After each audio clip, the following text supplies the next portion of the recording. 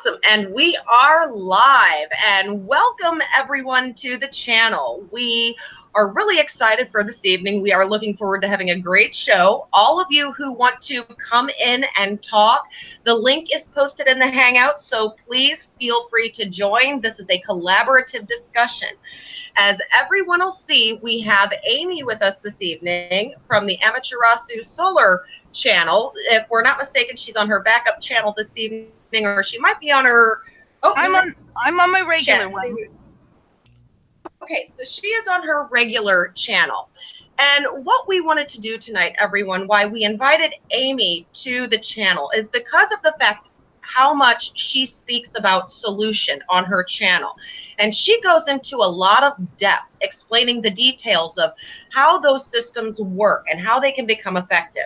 So what we wanted to do tonight is we really wanted to give Amy a platform where she can really talk about those ideas on a more expanded focus, where tonight's focus is going to be, how can we make that real? How is it possible, instead of us going, it won't work for this reason? So this is the premise of the whole Hangout, everyone. We're not going to gossip too long and gab. We're going to kind of give Amy the platform here in a second. But that is what we want tonight's focus to be. We want everyone to start asking the question, how do we make this real? And when we start asking that question versus telling ourselves it can't be done, when we start to tell ourselves something is possible and we can do it, it becomes very tangible in accomplishing that. So without further ado, we would like to welcome Amy to the channel. Say hello to Amy, everyone. She is fabulous. She is wonderful. So what we are going to do is we are going to give her the platform, and we are going to let her start talking. And what we're going to do is jump in and join the conversation as we hear things or can touch on things. So with that being said, Amy, how have you been, sweetheart? Oh, I've been hanging in pretty well. Let's see. I'm sitting here trying to figure out just where to start. Well, let's start at the basics. When we talk about solutions, go ahead. Well, I'm just trying to figure out where to start explaining what I call the abundance paradigm. Now, understand, when you hear the abundance paradigm, I came out with a novella posted on ATS, AboveTopSecret.com, it's about 10 years ago now, maybe not quite that. And I published it on there. It was called The Abundance Paradigm. And when I titled it, I did a search, and there was absolutely nothing on the web about the abundance paradigm. So I gave it that title, and then within 6 months, some idiot is coming out with some new age piece of garbage called the abundance paradigm, trying to go, you create your own reality, and all you have to do, all that new agey yada yada. Yeah. So I had to believe, see, when you search the abundance paradigm now, most of what you get is this jerk going on. And the garbage that comes with it. Right. So I changed it to TAP Your It. That's the name of my forum website. It's a free forum that I have. Awesome. All ad revenue goes to the pro boards who hosts the thing. I get not 1 red cent. Anyway, and really what TAP is for, the abundance paradigm, and then it's your it, because each one of us has to make a choice personally whether we are going to be a part of the solution, do what we can, or not. So the abundance paradigm is everyone. Now, the reason I called it the abundance paradigm was because I started doing an analysis of resources on our planet, area on our planet, uh, and all these various things. And I came to realize that right now we are producing, and this doesn't even include the new technologies like vertical farming, we are presently producing about 125% of the food we all could eat. But instead of, since we're not distributing by need or desire, but by profit, 30 to 40% goes to spoil and gets thrown out before sale. So, because, Exactly. because of money, we have people starving on our planet. Uh, Correct. I realize that there's absolutely plenty of room for the human race. That overpop is a propaganda thing that's being pushed. I took a look at Exactly.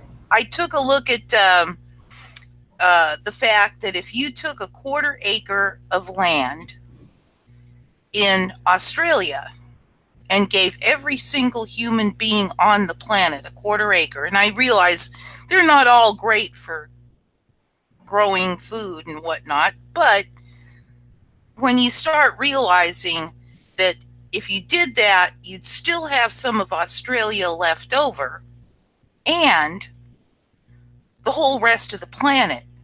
Australia is 4% of landmass, uh, not including Antarctica. Of all of the other stuff, it's only 4%, which tells me there's plenty of room on this planet to support the human race. Because I mean, if we each had a good quarter acre, we each could feed ourselves on it, in theory. Very true. So, I started looking at all this information and realizing that there is vastly more on this planet than we all could use if it was properly managed. The problem is we have money involved, and uh, money not only produces artificial scarcity, it allows psychopaths to take control of our planet, which they have done rather resoundingly. It promotes planned obsolescence, which is creating the vast bulk of the waste on our planet. So obviously, we need to get rid of money to get rid of planned obsolescence, because otherwise, there'll always be a motive to uh, make things break so you can sell more. you know? Exactly. Yes. I mean, Kind I of am, like upgrading cell phones every year. yes, exactly. It's so unnecessary, really, except in a system that's based on money and getting as much as you can of it. Exactly. Now So, we're going to go. Oh, sorry. Go ahead. no, go ahead. Oh, well, what we were going to do is we were going to stop for a moment because we've heard in Hangouts in the past when a lot of times we hear you and Rufus go back and forth about the discrepancy of he tends to see things from more of the literal realist side where he looks at the current situation and goes, that system won't work. And we understand that mindset because it is very hard to transition from a money greed system for the brain to just go, oh, I get that abundance system. It makes sense to me. That's a very hard thing for people to transition from. And in the past, what we tend to hear from other souls when they want to question it is they immediately want to go to that, well, it won't work because of the way this system is. And Right. what always take a step back when we listen to those conversations is we look at the situation and go, okay, it's not that people don't like the idea. It's not that people don't want better. What we're seeing is that people aren't connecting the dot from how you get to this system to that Right, new system. And it scares them. They hesitate because it's something they're unfamiliar with. right. So, one of the things that we are really excited about for tonight's hangout is bridging that gap and talking about ways in real time that people can start to break those chains, those old systems and those Okay. old paradigms, and how they begin to break those chains. Because your system very much resonates with our truth and creating better and creating a true system where there is no money. There is truly no need for it. When people are raised in a system of abundance where the needs are met, so they can go out and flourish and be creative and Hmm. design and build and be who they Indus- are. industry of interest. Exactly. They get to pursue who they are as a soul versus focusing on their nose to the grind every day, Right. sitting there going, Finding some oh, way good. to input their energy for the slave tokens that they get in return that allow them to survive on a planet which, by the way, belongs to everyone who is born here.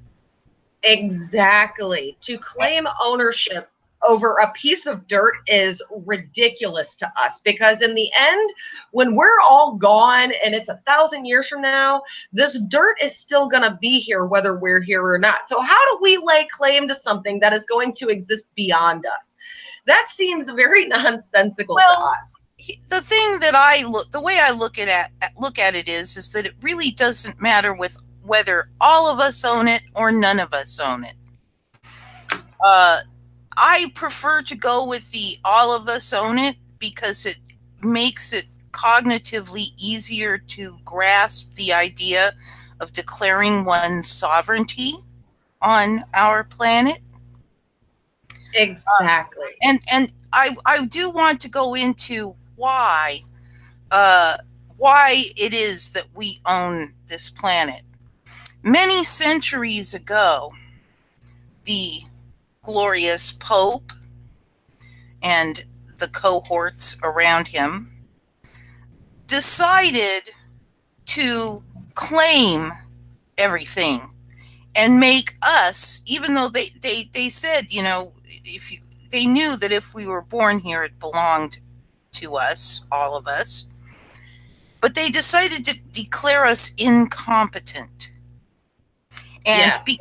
become trustees for us as beneficiaries. Now, legally, but not ethically, legally, they are under no obligation to give the beneficiary jack. So they don't tell True. us. They don't tell us that it's our planet and they're holding it for us in trust. And then when we reach a certain point, if we haven't stood up and made the claim we don't even know where we have the option to make because they don't tell us, they declare us dead. And oh, Exactly. well, it's our stuff now. We own it now. It's ours. Exactly. And when So, you look at that, oh, sorry, go ahead. I'll wait. oh well, no, it's okay. I was just going to say. So, when you start into this, first understand that you have been stolen from, Exactly. Lied to, deceived, misled. defrauded. Yes. And when you look at that, you brought up a very good point about how people are lied to. And they're basically taught that they have no power, they have no control. They are basically a helpless bystander watching life happen to them instead of being taught that they make life happen. And Urban actually made a good statement in the comment section, and he said that's the ego of humanity. And that brings up a really good point because what the agenda does in many ways is it doesn't actually do anything directly to people. What it does is it creates this construct where people trap themselves. Because what we hear a lot of times is when we hear you talk about solutions or we discuss solutions on our channel, A lot of times what we will hear is people defeat their self before anyone else ever has a chance to do that to them. And Yep. basically what happens is people will tell themselves it can't be done. They'll say, well, it won't work because of this. And to us, what we see is people defeating their self. The agenda's not defeating them. They have been taught over so long that they don't hold any power to do anything. Yes. And They, when we start to build on that, that's what changes the game for people. yes, they people have been taught that they just have to consent to these systems that are in place that technically are all corporations and are all owned by the same people around the planet that people call our government wherever they happen to be. And it's not Exactly. our, they're not our anything. They just create the illusion that we have any say. Exactly. It is all smoke and mirrors. That is a perfect way to state it. It is an illusion. None of this system is real when we really break it down. Because we find it interesting. On the past couple of videos that we have posted, we've been pretty harsh and pretty intolerant. But what we have found is on the response videos to our videos where we sit and elaborate why we do the things we do, when people really see that it's not that they can't do anything and they're shown that they're capable, they just need to see it within their self and understand that all those constructs are just walls they've placed around their self. And when they realize those walls truly don't exist, then we begin to understand we can walk right and continue grow.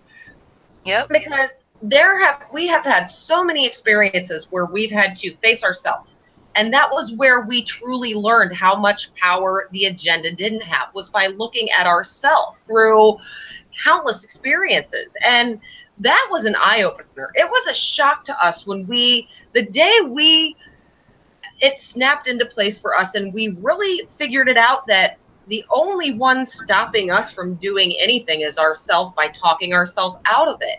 And when we realized that, it opened up a whole world of ability and freedom to truly realize that you don't need to wait for someone to tell you what to do, because you're fully capable of taking that action upon yourself.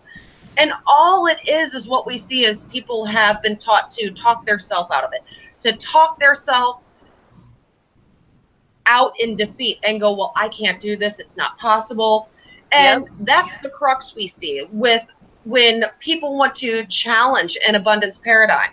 They're not under the premise of how can we make this possible? They're under the premise of it can't be done for this reason or that reason. Yep. And that's what we have to break collectively. That's what those of us who are awake really need to do.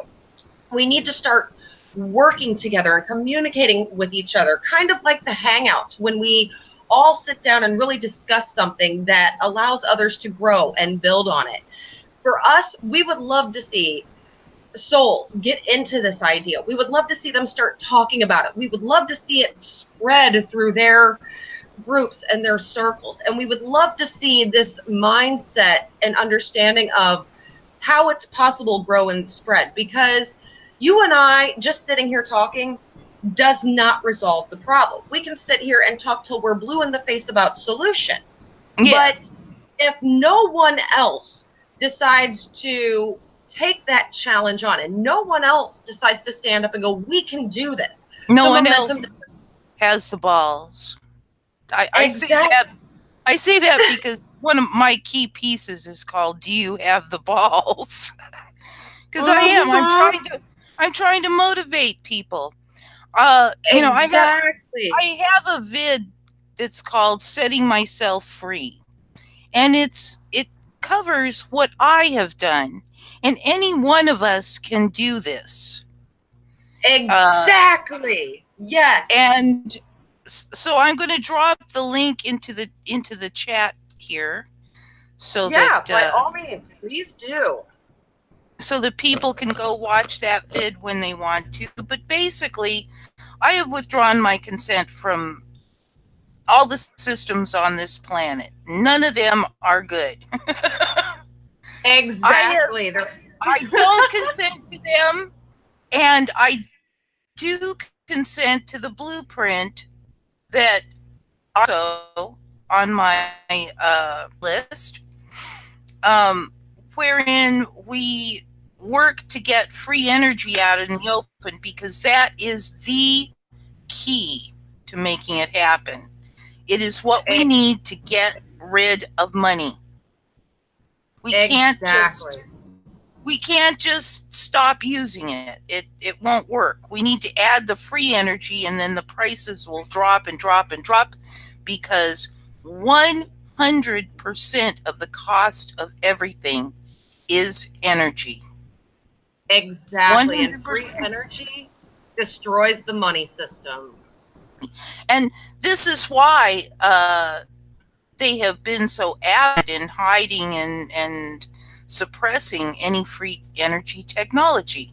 I mean, through the years, I've heard just an incredible number of stories of people who, well, yeah, they invented this, but they got bought out, and then of course their patent was hidden in some vault somewhere, or Exactly. they got set up for blackmail, or they were ruined through various devious means, and Exactly. sometimes they have been killed when none of that worked and they persisted. Yes. So, for a long time I wondered about it, and everybody said, "Well, the oil, it'll hurt the oil companies, it'll hurt, the gas company, yada yada." And it's like, it ain't just that. I mean, yeah, it will affect them, but it will take down the whole system if we had free energy. Exactly. But let's look at one thing that you brought up for a second, and Uh-huh. that's how those people, when they do or an idea that truly helps humanity, what is the one common reason why those people are targeted and removed and silenced? Because humanity doesn't work together and stand together. If people cared about each other and they stood up for each other and for the greater good, would the agenda still be able to suppress that technology? No, they I wouldn't. I'm Why? Oh, go ahead. I'm going to respectfully disagree a bit here.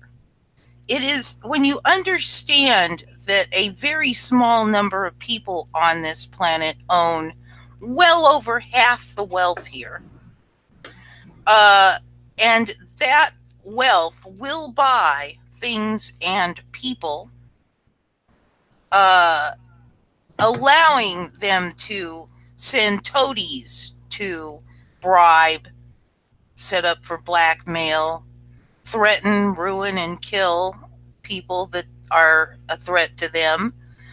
I don't know that it's that we are not so much cohesive as we are not, if everybody knew about the incident, I mean, somebody say, "Hey, I have free energy," and everybody knew about it, they couldn't suppress it, but they suppress it before enough people really get to know it, and then they send out their disinfo people who say, "Oh yeah, it was just a lot of rubbish, they were scamming, that kind of stuff." Right. So Well, I think that the how do I say this? Okay, I think that it is less that we are more beset than anything else, and being beset has in part to do with we have been convinced that we must consent to the systems. We've been indoctrinated with these systems from birth. We have been exactly. lied to and propagandized to believe that, golly gee, the Constitution is the be all and end all of ways to do things. No, it's not. It allows Exactly. it allows power over others. And as soon as you allow power over others, you will promote psychopaths, because Exactly. They will do literally anything to get and keep that power over others. And that Very includes, true. and really money is the foundational tool. They can't do any of the Agreed. other stuff they do without the money. Exactly. If you take money away, all the psychopaths in control become just as powerful, no more, no less than you and me. Very true. And I'm thinking that, since uh, about 1% across the board in all human groups is genetically psychopathic, you cannot rehabilitate these people. They will be psychopaths no matter what. And about Agreed. another Very much. another 5 to 10%. It's hard to nail it down exactly, are what they call secondary psychopaths. And these are people who have been severely abused, severely indoctrinated, put under mind control through various means, and, you know, and and plus the people who discovered that it's easier to turn off their feelings, which this society promotes. It promotes Exactly. not caring because, and that's fully expected in a system that is run by psychopaths. Yes. It's an expected outcome. If the It systems is. are run by psychopaths, you will see a lot of secondary psychopathy arising. Very So, true.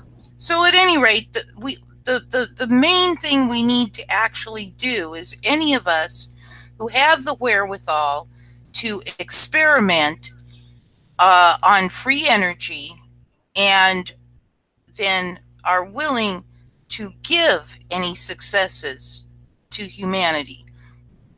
This they will be paid in spades when it makes its way all out there, because they will no longer have to worry about finding a way to make enough slave tokens to live on our planet. Agreed. When people start to actually work towards the greater good and creating things that actually free humanity, and that's where their focus shifts, what you're going to see is a catalyst effect where that starts to spread. Because what we've seen over the years when we interact with people, and we've seen some of the harshest souls come at us in all different directions, and they are pretty brutal and pretty harsh in some cases. But what we can say is, whenever we try to change the heart and mind of someone, what we do is we don't try to force them, argue with them, or go, this is the way it should be. We reach them in a way that is congruent with truth, where they see the truth of it. Because there's there's a comment in here that Sandra posted. That's a really good comment that we wanted to touch on, that goes with the psychological mechanisms. And she posted the comment that said, in plain sight, they work against us and nobody moves a leaf about it. And the reason why we want to bring this up is because this right here, this comment, everyone, is a perfect example of how those constructs that we are taught from day one, before we even know we exist and we're alive on this planet in our infant and toddler years, from day one, indoctrination and constructs begin their training and programming. And where Yeah. does that come from? The parents, because the parents were taught by that system. If Yep. we want to really change the paradigms, everyone, it comes from within the self. And it all starts with how we think about the problem versus the solution. Because right there, and nobody moves a leaf about it. People know that there is a problem. Most everyone, regardless of what side of the fence they're on, regardless of politics, religion, everyone you talk to knows that this planet is screwed up, and everybody has a complaint about there being something wrong in the system. Yep. Well, what's wrong in the system is people are taught to not stand. They're taught obedience. They're taught submission. They are basically trained by Pavlov in a very expansive way, where when that dinner bell goes off, they start salivating and they don't even realize it, because of the training that we have all been placed under since day one. Very So true. when we hear that when we see a comment and nobody moves a leaf about it, why, when people know that, why I, don't they take it upon themselves to go, well, if nobody else is going to do this, well, I'm going to do it. And that's how we kind of see it, because if we see an issue, we go, okay, how do we resolve that issue? It's kind of like a mom in the house. If something yeah. breaks, who else has to go fix it but mom or dad, depending on who's better with the tools? But Well, parenting is great in that respect, because you have to have self-initiative action to move that leaf. And that's where people need to start looking within themselves and go, we are capable of doing something about it. If others aren't going to do it, then we have to take it upon ourselves and not wait for someone to do it for us. exactly. And the thing is, we are also indoctrinated to sit around and wait for some other to fix the problem. A lot of religions give you that. A lot of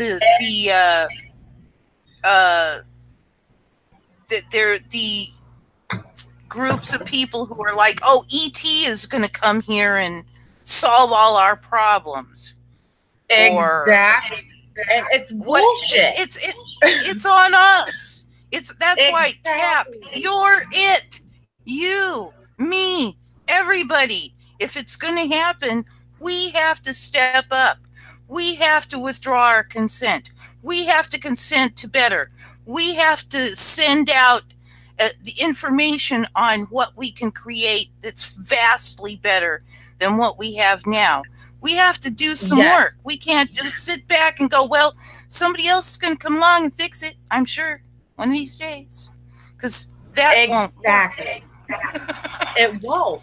It Nope. absolutely won't work. It's kind of like with our kids, like when they're teenagers and then when they're young and they want to pull that poor me, I don't know what to do, when you ask them to clean their room and they're like, I don't know how to do that. And you're like, bullshit, get in there and clean it. You just don't want to. Get your ass up and go clean your room. We're not hearing nothing about it. And when you really look at the basic truths that we live every day in this existence, the little truths we face on any given day, and parenting is one of those great truths. Children are some of the greatest lessons, because those little lessons in life very much apply to the bigger picture. And when you look at it, what is everyone waiting for? What are they waiting for to get up and make their life better? And that's what we see being the standstill. We see that being the point that people can't seem to get past. Everyone wants to argue about why things won't work because of certain details or aspects of what's in the current. And we Yeah. understand that you're not going to just implement that system, go, new system, here you go, everyone, and everyone's going to be okay with that, because that's not how Poof. truth works. Exactly. Poof. It's not how truth works. However, but when you can show people and you can do it in real time, and more people get behind that and more people understand it and they're willing to stand up for it, then you have a hundredth monkey effect where that starts to spread throughout the collective conscience. Kind of like if you Oh, look over the past 5 years of where people were in their understanding versus where they are now. Yeah, there's still a lot of sleepy people out there that don't see a lot of what is. However, on the same side of that coin, now a lot of people are becoming more aware of that bigger picture than yes. they were 5 years ago. So there is growth occurring and a process of change that is taking place. But for those things to grow, steps have to grow with them. And when we reach a plateau or one level, then we have to take the step to the next level to continue that growth. And what we're seeing now is really people know something needs to be done. They just need that piece that puts it together to go, They okay, we see how it's possible. Yes, exactly.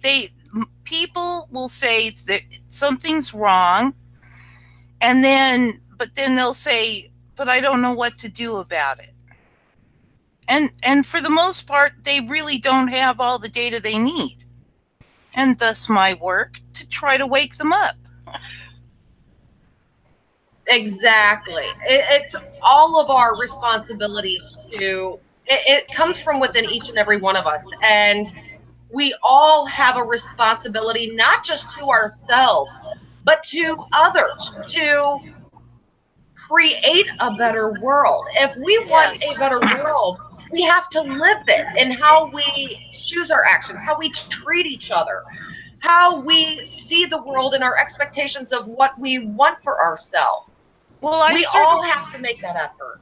I certainly hope to see that as things go on, once the psychopathic systems have been removed, because then what will be encouraged instead of psychopathy is caring and truth and honesty and all of that, because there's no Exactly. motive. There's really no motive, except possibly in interpersonal relationships, which I can't solve for, and I don't think anybody can.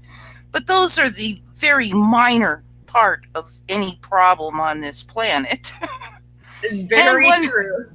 and one reason why I say it's not a utopia where it's perfect. No, there will be problems, but it's geared to solve problems instead of passing laws, put that in quotes, and enforcing them upon us. It's vastly Exactly. better, because then Exactly. you're not trying to solve a non-existent problem for you have no money, and so there's no point in making up, you know, problem reaction solution. you know, Exactly. There's no need there's for no, it. no point to it. Exactly. When you look at the whole So, system. you know, uh, yeah, uh, once you take away money and allow each of us to pursue our industry of interest, the motive to break the 3 laws of ethics, which is what I'm very staunchly in support of, being that these Yes. are the 3 laws. These 3 laws define behaviors that would say, oh, yeah, that would be okay if somebody did that to me. Let's see. I'll go ahead and speak them now.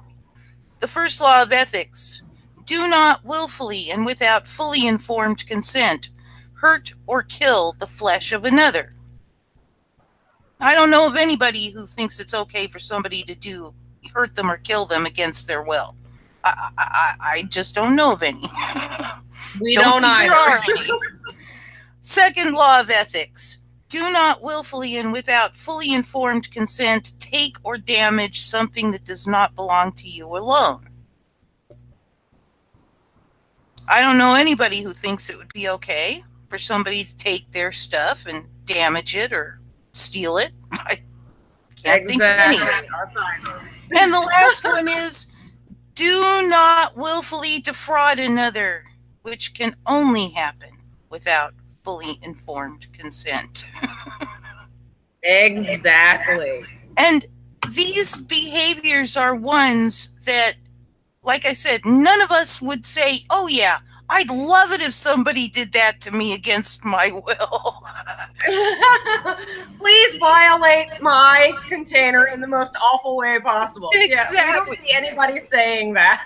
No, there are people who like to be hurt, but if they consent to it and there's somebody that's willing to give it to them, that's not my business. They can go at it. As long as they're not causing hurt to another, have fun, join in, and jump in the party and enjoy Yeah, it. as long as they're not hurting others without consent. Exactly. That's the key. If people consent to it, like I say, I've known some really strange people. They like some strange stuff, and that includes pain. And they'd ask for it, and they'd want it, and it was fully informed consent. Yeah. So, uh, no problem there. But if they're not consenting, we have problems. Exactly. And when you talk about the ethical aspect of society and how when a system is created with the standard of ethics and respect and truth as the standard, even what happens even in those systems with the psychopaths, that few percentage, what happens is even they begin to adapt to that system out of conformity, because psychopaths have this very strong need to conform and fit in. They have this very strong need to blend and to mimic behavior because they don't want to stand out.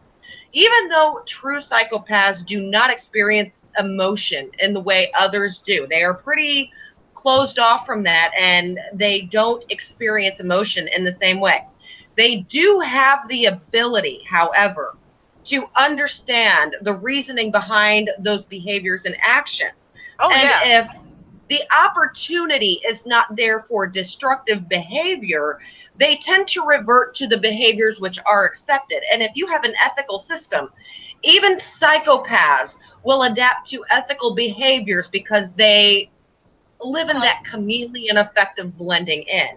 Oh, and also in the system, if they behave unethically, uh, it's not like they've got any protection. You know, they can't pay the strong arms and everything to mess things up and make it crazy trying to get them. Uh, so they will have to, you know, if they're caught, they're caught, and the rest of the all the people who care will find an ethical solution to the problem that they are creating or have created. Exactly.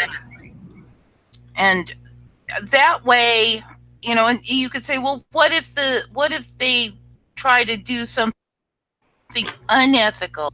All you have to do is call to all of your friends and acquaintances and say, hey, look, something unethical is going to happen here. Let's get in here and put a stop to it.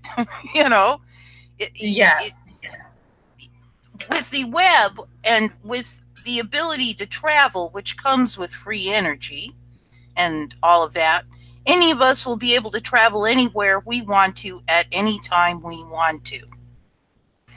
And Yes. if And there's a that's problem, if there's a problem, we can report it on the web. And if need be, people will show up in person to find an ethical solution.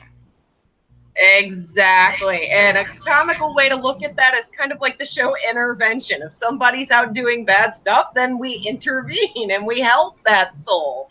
We Well, have to help each other, and we say that in a very comedic way, but we have to support each other. We have to be there for each other, and sometimes that's not always flowers and roses and candy. Sometimes that requires us to be harsh on each other for checks and balances. And we need to hold not just ourselves, but each other accountable to those standards of ethics.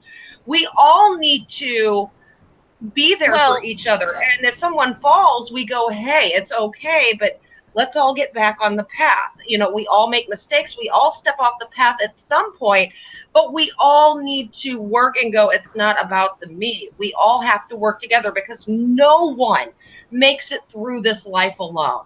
No one can do that. It is virtually impossible. And what do we see? People all the time pushing souls away because they're afraid to get close. They're afraid to let people into their existence.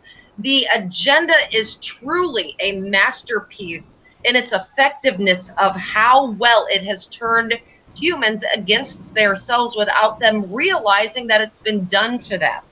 People will yes, fight with each other because they've been taught these constructs of patriotism and religion and separation and country, and this is where this piece of dirt is where I came from and my piece of dirt is better than your dirt, and all these yes, constructs we have been taught to fight with each other, when yep, instead, why don't those two people go, hey dude, look over here, I've got magnesium and calcium in my soil. What you got? You got some phosphorus over there? We can trade and share and we can make our land fertile together. And that's what makes sense to us. For one person to go, this is my dirt.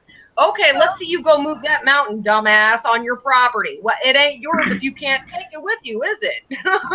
my one thought is that albeit I expect people to do trading, I expect more people to be giving away than even trading. Yes, we should This be is, very generous with each other. well, it's not that we need to be generous, but let's put it this way. Let's say you just love to garden. And you've got this splendid garden that you put together, and it is just spilling produce right and left. Oh, we would love calling people to go, hey, Oh, come get and say, food, free food. come get some. Yes. And Exactly. what I see eventually is because in the society, if somebody wants to do something like, say, scrub toilets, well, they're welcome to it. But I don't know anybody personally who loves to do that and would rather not. And so I'm thinking that for these jobs where we don't have enough people who, we don't have enough people who love to scrub toilets, we can create Exactly. we can create robots to do that. I'm Exactly. If telling you, technology, yes, you bring up a really good point. Sorry, technology go is ahead. technology is an excellent tool, but It is. but in a money system, it can be very dangerous. You take the Yes. money out of it, and the uses will generally be benign, except for maybe a crazy person, which the rest of us will solve the problem for.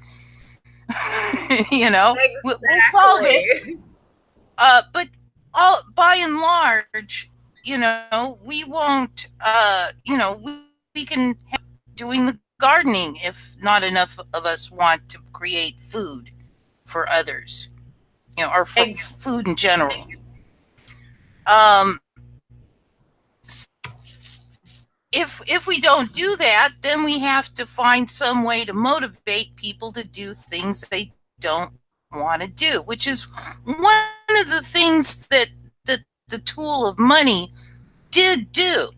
It gave that, but we are past that. We don't need that anymore. We've got exactly. robots. Well, you brought up a good point We've about got the motivation. robots to do work nobody wants. We've got the Yeah, okay. when you look at, sorry, is our audio messing up? No, Oh, I'm goodness. hearing you. Okay. We thought our audio was messing up for a second. Okay. Well, you brought up a good point, actually, about motivation and technology. And when we look at people, most people are inherently benevolent as far as they don't want to go out and cause hurt on others. Most people just want to be left alone. They want to live their life. They don't want to be stressed. They truly just want to live their life, and they're not out to hurt others. And Yeah, the they're problem that we ethical beings. Ethical beings, exactly, absolutely. exactly. And when you talk about, for instance, like people not wanting to be janitors, nobody wants to be a janitor. Actually, what's interesting about that is when souls are truly given freedom to find who they are, when you look at like older souls that are retired and they decide to go back to work for whatever reason in their retirement, a lot of times those people don't mind doing those menial positions because they want something to do. They're not trying to go, I'm a go-getter, I'm trying to make a name for myself. They will go Right. out and do things because they're content just working and contributing. And they have gotten to a point in their life where life has more value than the menial tasks that they've been asked to do. However, those menial tasks are not even necessary in today's world because what you brought up with technology in and of itself is neutral. It's not good, it's not Yeah, bad. it's It's the just a intent tool. and how it's used that creates the good or bad status of any technology. Yep. There is enough technology on this planet that humans would never have to lift a finger for physical menial labor, cleaning the house, cooking. The elite have so much technology. People wouldn't have to cook in a kitchen. They wouldn't have to go grocery shopping. They have technology which exists that actually creates food. It's a cater. All the shit we see on the surface sucks ass. All the good, there is a whole world underneath the surface that people do not see where all Absolutely. of the good technology exists. Yep. The bed. that can heal people at the genetic level, at the molecular level. Yep. Kind of like the movie Elysium, that health bed that they put in and heal. They actually have those. If people think Yep. that is sci-fi, they are 100 years behind the times. The technology exists to heal this planet in less than 2 weeks of everything. Fukushima, air pollution, GMOs, nanoparticles. Oh, I'm 2 sure. weeks. They have all of the technology to heal everything within 2 weeks. And it would But take about a year to implement it by spreading it out and getting it out to where it needs to go. People have all of the resources available on this planet to do all of the bullshit tasks that waste their life, like cleaning their house, doing chores, running errands, putting gas in their car, oil changes, maintenance. All this crap is unnecessary. And why is it there? To keep people from seeing the big picture of who they truly are and what they're capable of. yes. If you keep people's nose to the grind and all you're doing is beating them with a whip, their focus is grinding that wheel so they don't get whipped. Now, Yes. if that whip master is gone and they are just left to their own devices, it's an amazing thing that happens. People start to think, they start to ask the bigger questions. And that is really what we're starting to see in a bigger picture, that people are starting to get it and they are starting to ask the bigger questions. But like with our past few videos, how we've been talking about our frustrations with the souls that are awake. And the reason why is because the souls who are awake truly see it. They are the ones who hold the ability to set the catalyst to change what is, because they know what it takes. And when they're the ones who know, and even they're like, but we're not going to do it. To us, if Yeah. people aren't willing to stand for their self, they can't expect anyone else to stand for them either. And how we overcome that is by doing what we're doing. We share these ideas, we bring people together, we build those bridges of understanding so we can reach the hearts and minds of people. Because when we reach the hearts and minds of people, that's where we defeat the agenda. Not beating them with a whip and going, you need to see it my way. That doesn't Exactly. work. If One we one can win the hearts and minds, we change the game entire. one thing that I want to point out, you know, occasionally I've been asked about my motivation to put all of this out here. And I realized that by working towards the abundance paradigm, one is doing both service to others and service to self. A Very much very all about balance. rare situation, I might add. Yeah. So, if you can service yourself simultaneously, how good can I tell you? I'm out there. I want the abundance paradigm for me, but I also want it for everyone else, all my friends, all my family, my daughter, people I don't know, everybody. Yes. We I want want it for souls to all be of us. happy. Exactly. Yes. We want souls to be happy. We want them to find their greatest self. We want them to see who they truly are, because we are so Follow, excited about. follow as uh, Joseph Campbell said, follow your bliss. That's what we Yes. want. We want people to be able to follow their bliss. I've had so many people tell me, oh, well, you'll just get a bunch of couch potatoes. And I sat there thinking, no. Mm-mm. Every couch potato I know is a couch potato because they can't afford to do what they want to do. Exactly. Most people are restricted from living who they are. And Yep. that's what it is. Agreed. And one reason why we are so excited that we're going to be moving to the property is because of the homesteading, because of the rescue shelter we want to build. And we want to actually show in real time how we create these things in our own existence. because we do like to talk a lot about the things we've done in the past to break away from the system. And the whole thing with that, though, is most people are looking for a magic formula or a magic cookie or a magic pill that just fixes everything and goes, my life is great. And that's really not how it ever works. If you just handed someone $1 million and said, here you go, all the money you could ever need to make your life okay. If someone handed us $1 million right now, we would never have to do another thing in our life to work. That $1 million would go till the day we died, and it would be worth more than that when we passed on because we would reinvest it. We would do many things with it to ensure that we would never have to do anything again. So when we look at that, when we look at the bigger picture, how do we get out of the system? And that's the thing that stops people because they have no idea how to break away. All people are trained to see is, I have to go get a job to pay bills so I can do this. And it's that whole vicious cycle of get a job, pay bills, go to school, get a job, pay bills. That's all people ever hear. They're never taught, how do I find a way to provide for myself without being in that system? And for many years, we were stuck in that system. Our other half and us both worked. We both worked outside of the house, $10, $15 an hour jobs. At one point, he made 40 grand a year.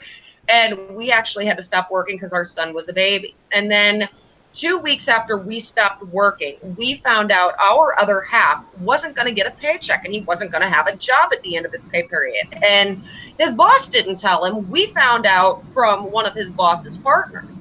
We were Wow. pissed. And in that moment, we had 2 kids, a mortgage, and we were about to lose all of our income. And we said, holy shit.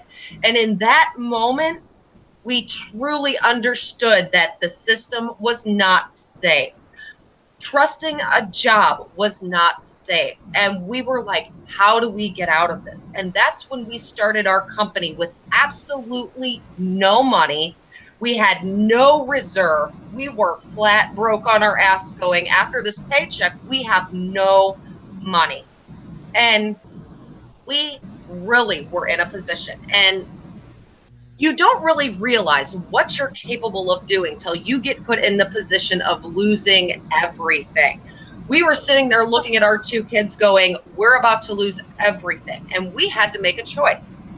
We walked away from our first home because when we bought it with a 5-year ARM. And at the 5-year mark, it went up from $1,100 a month to $1,700 a month with the ARM reset.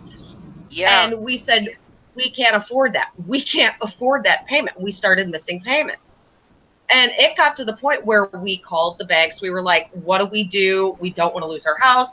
And they're like, well, you have to stop making payments before you're eligible for the assistance program. So we're like, okay, so basically stop making payments. And they're like, yeah. So we stopped making payments. And about 6 months went by and we're like, okay, we want the assistance program. And then they gave us the runaround and said, you're not even eligible for the assistance program. And we were like, then why did you tell us to stop making payments? We finally said, fuck you to the whole system. We quit making the payments completely. We're like, fuck you, you can have this house. It was a choice of, we either gave up our house or we lost everything. And his mother actually owns rentals, and the house we live in now is technically her house. We pay the mortgage on it. We pay all the bills. We live here, but it is technically her house. And we've rented for the past 7 years in this house because we didn't want to buy. We didn't know where we wanted to be. And then we decided to buy property. But how we went from that situation of being faced with absolutely losing everything to getting to where we were today was one simple thing only. We believed in ourselves. We decided to start our company, and how we did that is, at the time, our other half worked for a fitness company. They sold equipment, and that was their bread and butter, was fitness equipment sales. Our other half was the service department. He was the only one who did service for this company. And what had happened is the service wasn't the bread and butter. And it was about a $4,000 a month revenue stream, which was about what our other half cost in payroll.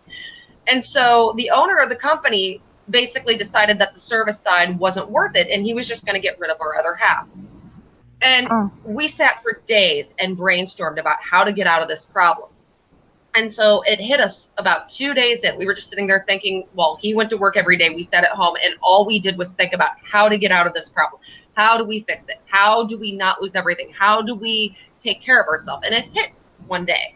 It was about 2 days later, and it hit us. And we went to our other half, and we said, hey, right now, you're not going to have a job because you're a liability to your boss because of your payroll, right? He said, yeah.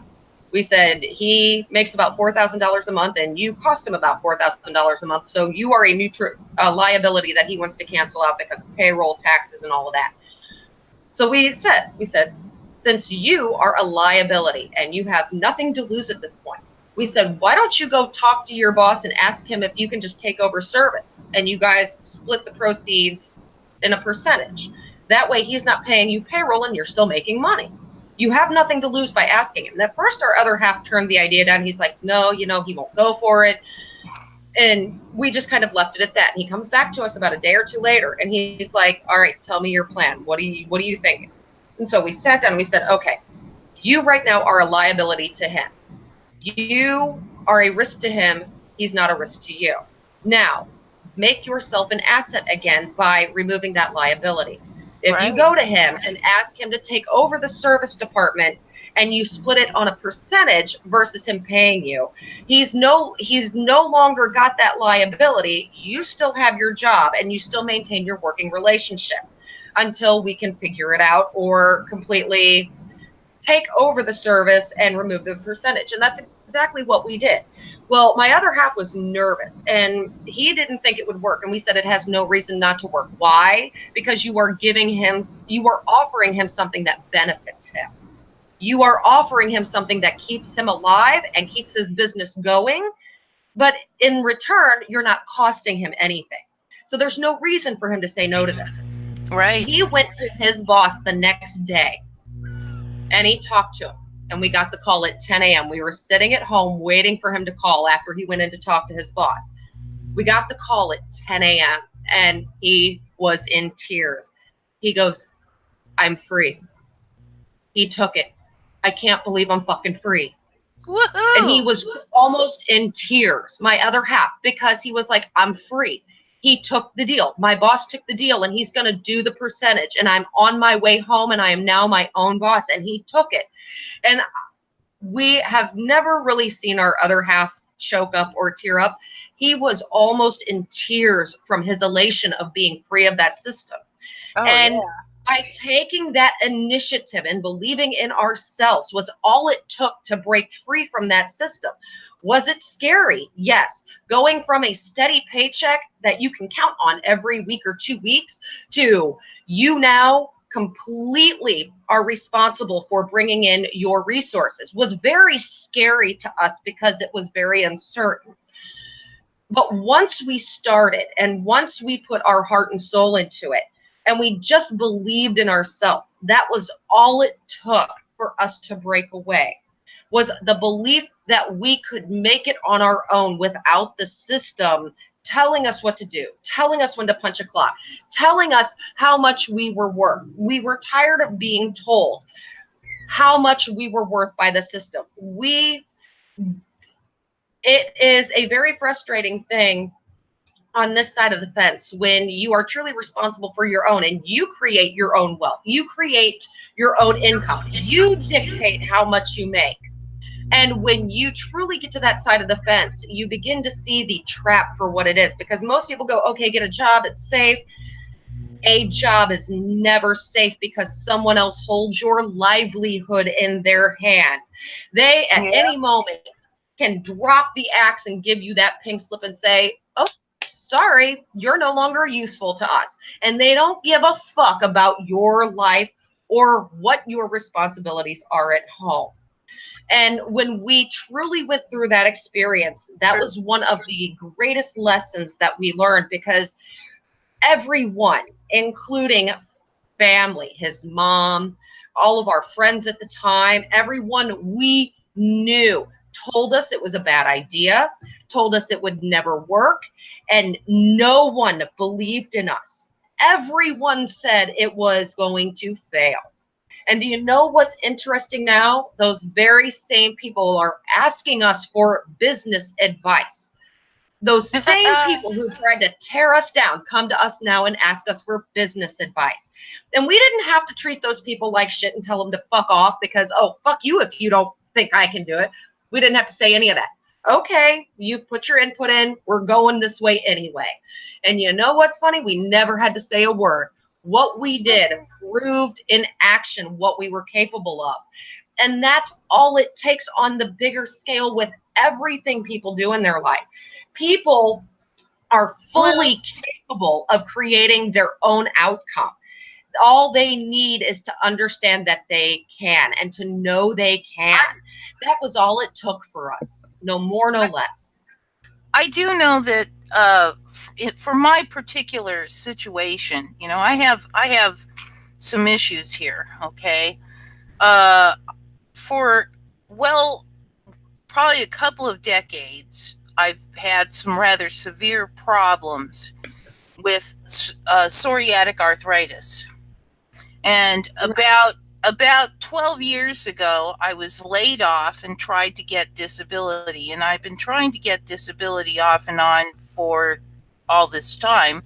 And I keep getting refused, even though my thumbs are shot. I can do stuff, but the pace at which I do stuff, it will not be acceptable to an employer. What would take somebody a day or maybe two to do, will take me a week or maybe two to do. And that's So, okay, sweetheart. Do so you know we are the worst employee in the world working for someone else? We are a horrible employee. We are so well, we do our job and do it best, but we are not able to work for other people. We just can't do it. I can't work is the real issue. I mean, I can work at my own pace, but nobody's going to pay me for the pace I work at. And don't worry about what So other people that's dictate your worth is. well, You are fully capable, sweetheart, of doing anything you want. It's kind of like well, the easiest. Oh, go ahead, sweetheart. I agree that in some sense I am capable of doing everything I want within the parameters of my physical limitations. I cannot go broad jumping. It won't work. No matter how much I try, it won't work. I'm not going to be able to sew things. My thumbs don't work. I'm a hunt and peck typist. But okay, well, let's take that and let's expand on that for a second. I'm Okay, just saying, where that I have no idea how to get money out of not being able to do much in the way of work. you absolutely have the ideas. We're just not connecting the dots. So let's connect the dots, sweetheart. All right. When it comes to creating resources and creating our own avenues of income streams, it all comes down to nothing more than finding a need and filling a need, supply and demand. And supply and demand does not always incorporate material objects like purchasing from a store. There are plenty of needs that are not physical in this world. What is one thing that you are very good at doing? That's helping people. Now, Uh, what can you do to help people to make money? You have life coaching. You have souls who go out and they actually offer life coaching sources. And oh, hold on just one second. You have souls that will go out and offer life coaching sources, which requires no physical labor. It requires no physical strain on anyone, but it is still a need that is it would. necessary to be filled. I will tell you, it would take me away from what my life work is. Anytime I spend out there trying to suck some money from somebody, somehow, get some slave tokens, Right.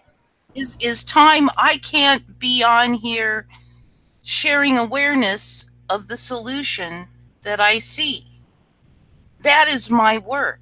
And like I said, I too, when it comes to pass, will be paid in spades. Anyone who works towards it will be Right. paid in spades. And that's what I'm going to, and, theoretically, I might not make it to see it to its fruition, but you know what? If I didn't do that, I couldn't live with myself.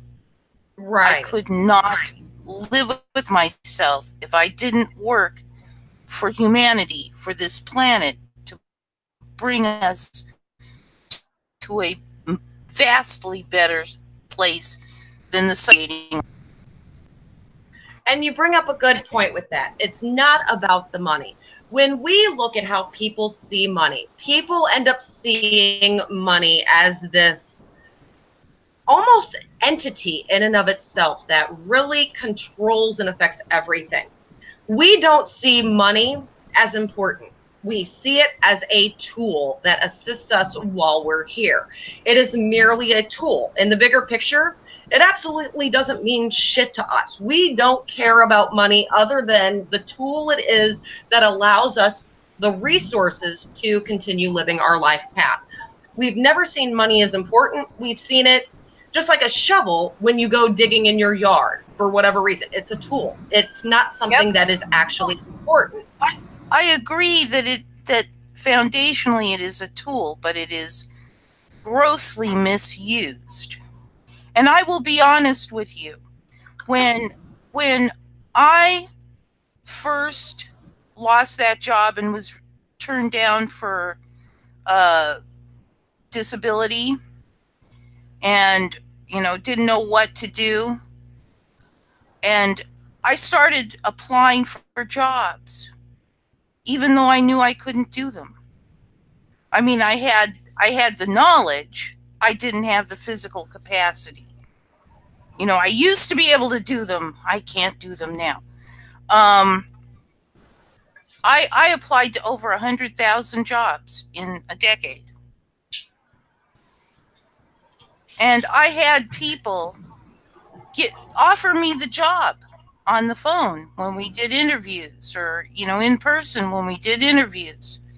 Offer me the job, and then say, usually it's, we'll get back to you and give you all the information, right? And then I'd hear nothing.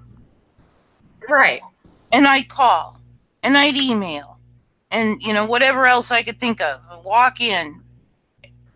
I either couldn't get a hold of somebody, and on the rare occasions, they'd never call me back.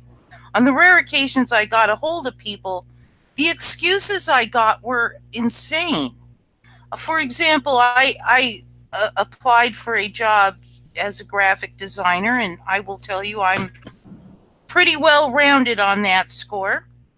Uh, and they offered me the job, and then when I called up, they said, "Oh, uh, uh, we changed the job description, and you don't qualify." Now, I want you to know every single person I did get in touch with that had offered me a job and now wasn't offering me a job sounded very nervous. Why they would sound nervous is a good question. But I sat there thinking to myself, with this awesome job that was, I knew I had the knowledge for, and I hoped I could maintain a pace they would accept. But when they said they changed the job description, I thought, what, did they add geologists to the list?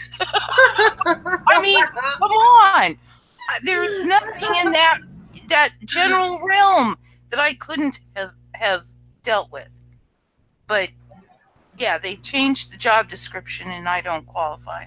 I was too stunned. I mean, that just blew me so far away. I just went, "Oh, okay," and hung up. And I thought, I should have asked what it was, but it was like, Yes. eh, They're like, you really? know, What changed that I'm so unqualified for? Really, I'd like to know. and I just cannot grasp not getting a job in a decade with that many applications. Sweetheart, we have been passed over on jobs that prisoners have gotten hired for, ex-convicts. We've been passed over. We actually, many moons ago in our younger days, we applied at Walmart. We applied at retail stores. We would apply at car washes. And basically, when you're younger and you're just trying to get a job and get work experience because nobody thinks you're credible because you don't really have work experience and you're getting out there. And even as we got older, when we started moving into office positions and professional positions, we would get passed over for jobs, and these jobs would be given to people that were complete morons. And we're like, how is this even possible? How do these people with less qualifications get chosen for a job? And what we saw over time was how tired we got of how the system was always trying to stomp on us.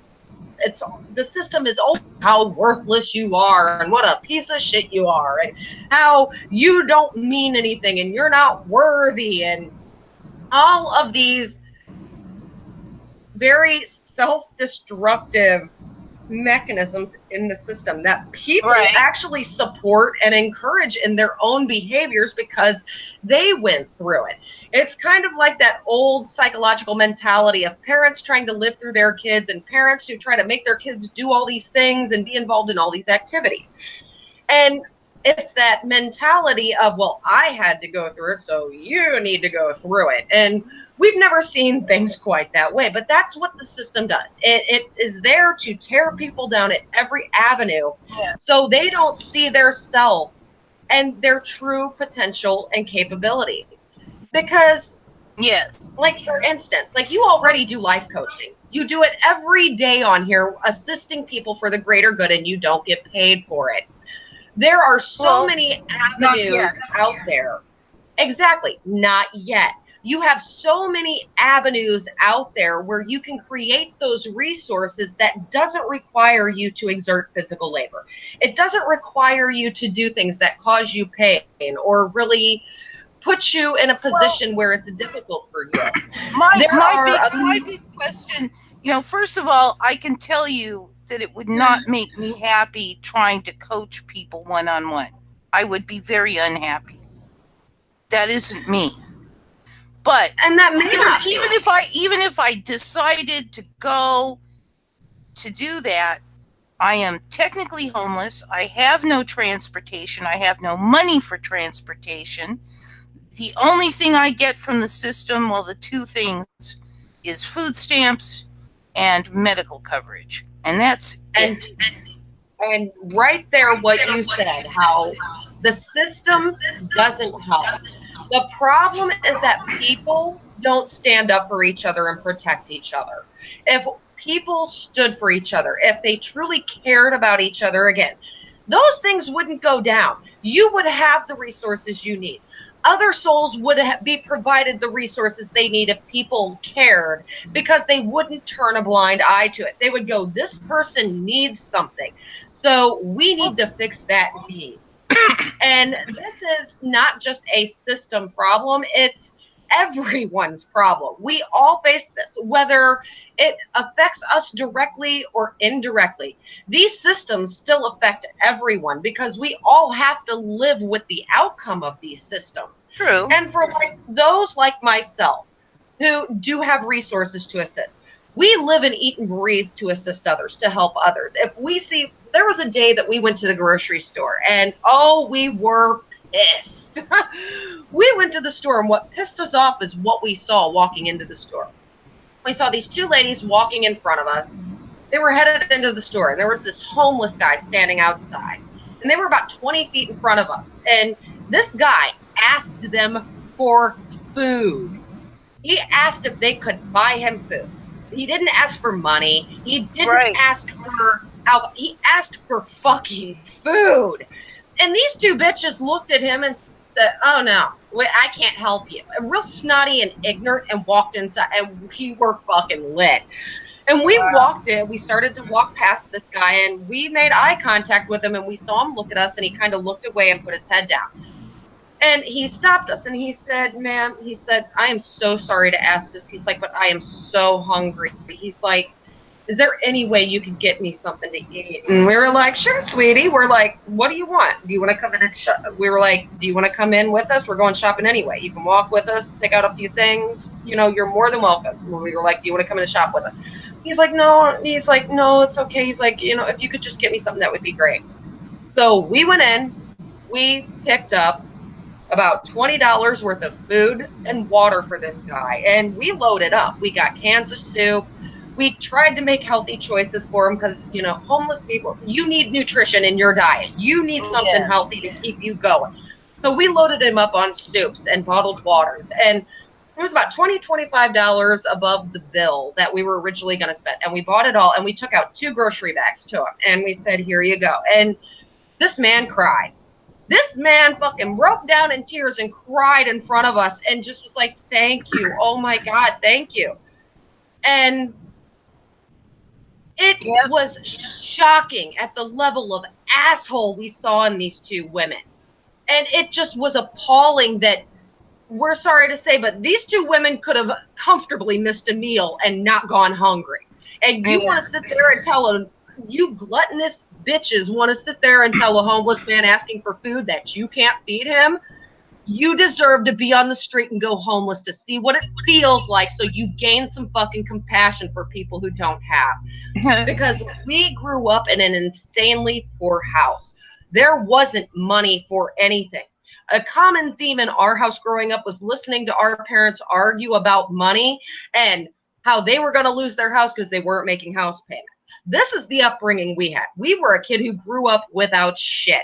We weren't the kid who got anything new. We were the hand-me-down kid. Our sister's clothes, she was 4 years older. Everything came our way. So we were the dorky kid who was out of fashion and got picked on. Our life was shit in many ways. And no one helped us. No one would fight for us. No one would stand up and protect that little girl who was vulnerable in the world. And that, going through that, experiencing that in life, was something we couldn't watch others go through. One reason why we're so intolerant to those who cause hurt. It's one reason why we have such compassion for others, because when you've gone through hardship, you very much understand what that pain feels like. And we will quickly blast the shit out of someone who wants to cause hurt on others and wants to be selfish and gluttonous and just go, fuck you, you're not my problem. You know what? Yes, we agree. People's problems are their problems and they should learn how to deal with them effectively. However, when we see somebody out there just getting fucked up by the world, we're not going to stand there and go, oh, good one, dude. Hope it works out for you. That's not how we work. If we can do something, even if it's just a small something that makes a difference for someone, we are duty bound to do that in our truth, because that is the only way we change this entire paradigm. Is when we care and set that standard, others begin to see it and they begin to realize they don't need to keep those walls up. They don't need to hold that hate. They don't need to self-protect by tearing others down and pushing them away. When people truly realize that others do care and they're in that place of safety and comfort, they lose that aggression. They lose that hesitation. They lose that fear and anger that they have towards the world, because they don't feel the need to defend themselves from attack. And oh yeah, it's live. You're Yeah, fine. Oh I, no, you're not in camera booth. Sorry, go ahead. I have a quick request. Is there any way we could take like a 5-minute break here? Yeah, absolutely. No problem, sweetheart. If you need a I'm five running minute about an break, hour and a half. ahead. Yeah, I would like to take a 5-minute break. Yeah, go ahead, sweetie. We'll go ahead and we'll keep the conversation going. You guys know Okay. us. We can talk forever. All right. I shall return. You got it, sweetheart. Well, since Amy's taking a break, everyone, if anyone would like to join in the hangout, if anybody would like to put their 2 cents worth in, we are going to go ahead and post the hangout link in the chat so anybody can join who wants to. But it's been a really good conversation, everyone. We're going to kind of go back here in a second and look at the chat to see kind of what's been going on, because we've really been listening to what Amy's had to say, because there's a lot of good points she's bringing up, everyone. Give us just 1 second to post the link.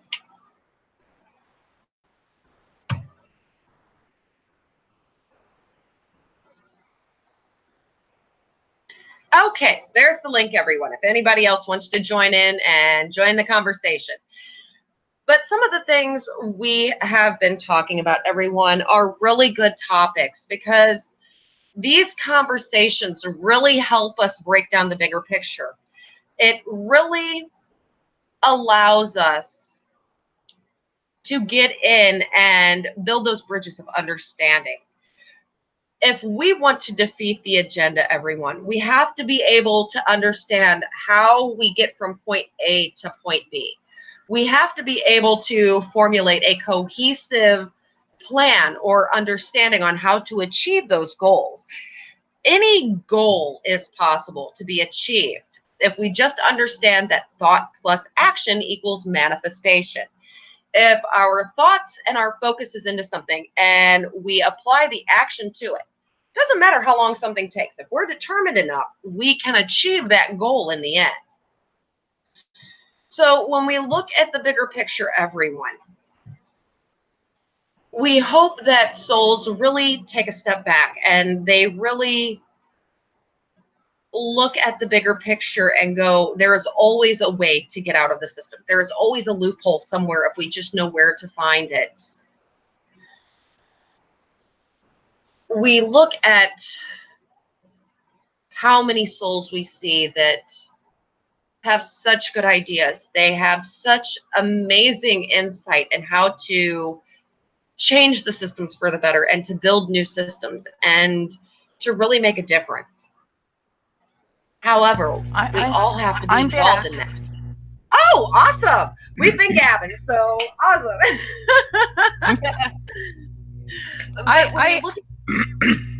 I was listening to the last little bit you had to say there and saying, yeah, we really do. We have to make that personal commitment. It would Exactly. I won't say we have to. I will say it would be best if we did so. Exactly. Hold on, sweetheart. We have to go grab our laptop charger really quick. Hold on. Oh, okay. All right. Well, I'll try to keep the convo going. uh, yeah, if all of us there every day pointing to and just saying, what do you think? You know, pointing to my work and saying, what do you think of this? And get a dialogue going on it. Just even that would work spectacularly in because the first thing that has to happen, the absolute first thing that has to happen is awareness. Without the awareness, nobody knows to even think about it.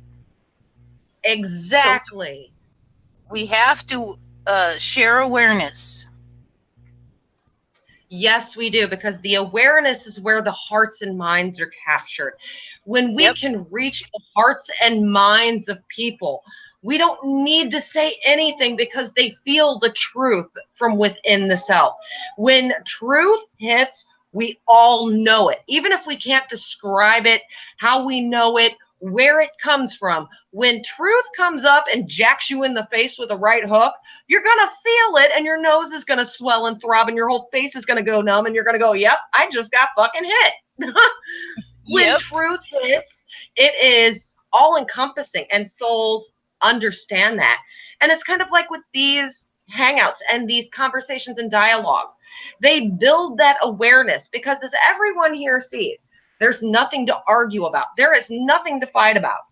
Sure, do people disagree in little points here and there? Yes, just like in this conversation, there's been a few moments where one person may not agree with the other, or they have even a slightly different take on the same idea. But when you look at where all souls are really wanting to go, they're all wanting to go in the same direction. They're all wanting to create better.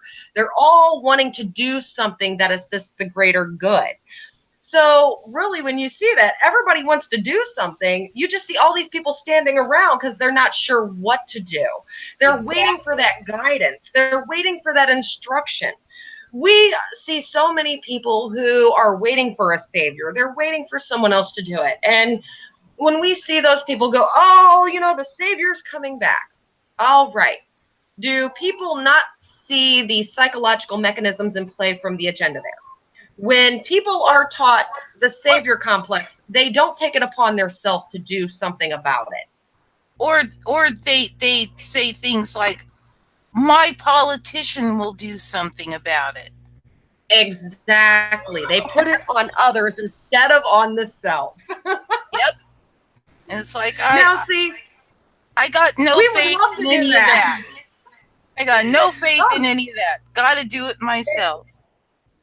now, see, that would be great if we could throw the blame ball around all day and go, it's not my prop. But you know what? If we did that, shit would never get done, and then everything would fall apart. And then Yep. we would be running around the yard with our hair on fire going, oh, shit, it's all burning to the ground. When it's real simple. If we just take care of things as they pop up, you don't deal with that. And that was the one thing that we really learned about self-sufficiency and believing in the self. It was really when we were put in the position where basically the whole system said, fuck you, you're going to lose everything. We were like, oh, no, we're not. And you no longer get to dictate that. If you're going to throw us to the wolves, well, we're going to climb out of the pit. And, well, we know not to trust you anymore because you ain't safe. And that Mm. was a very profound lesson to learn that you're truly not safe in the system. Everything you're taught about, go to school, get a job, buy a house, have kids, pay bills, Yes. retire, The die. American dream.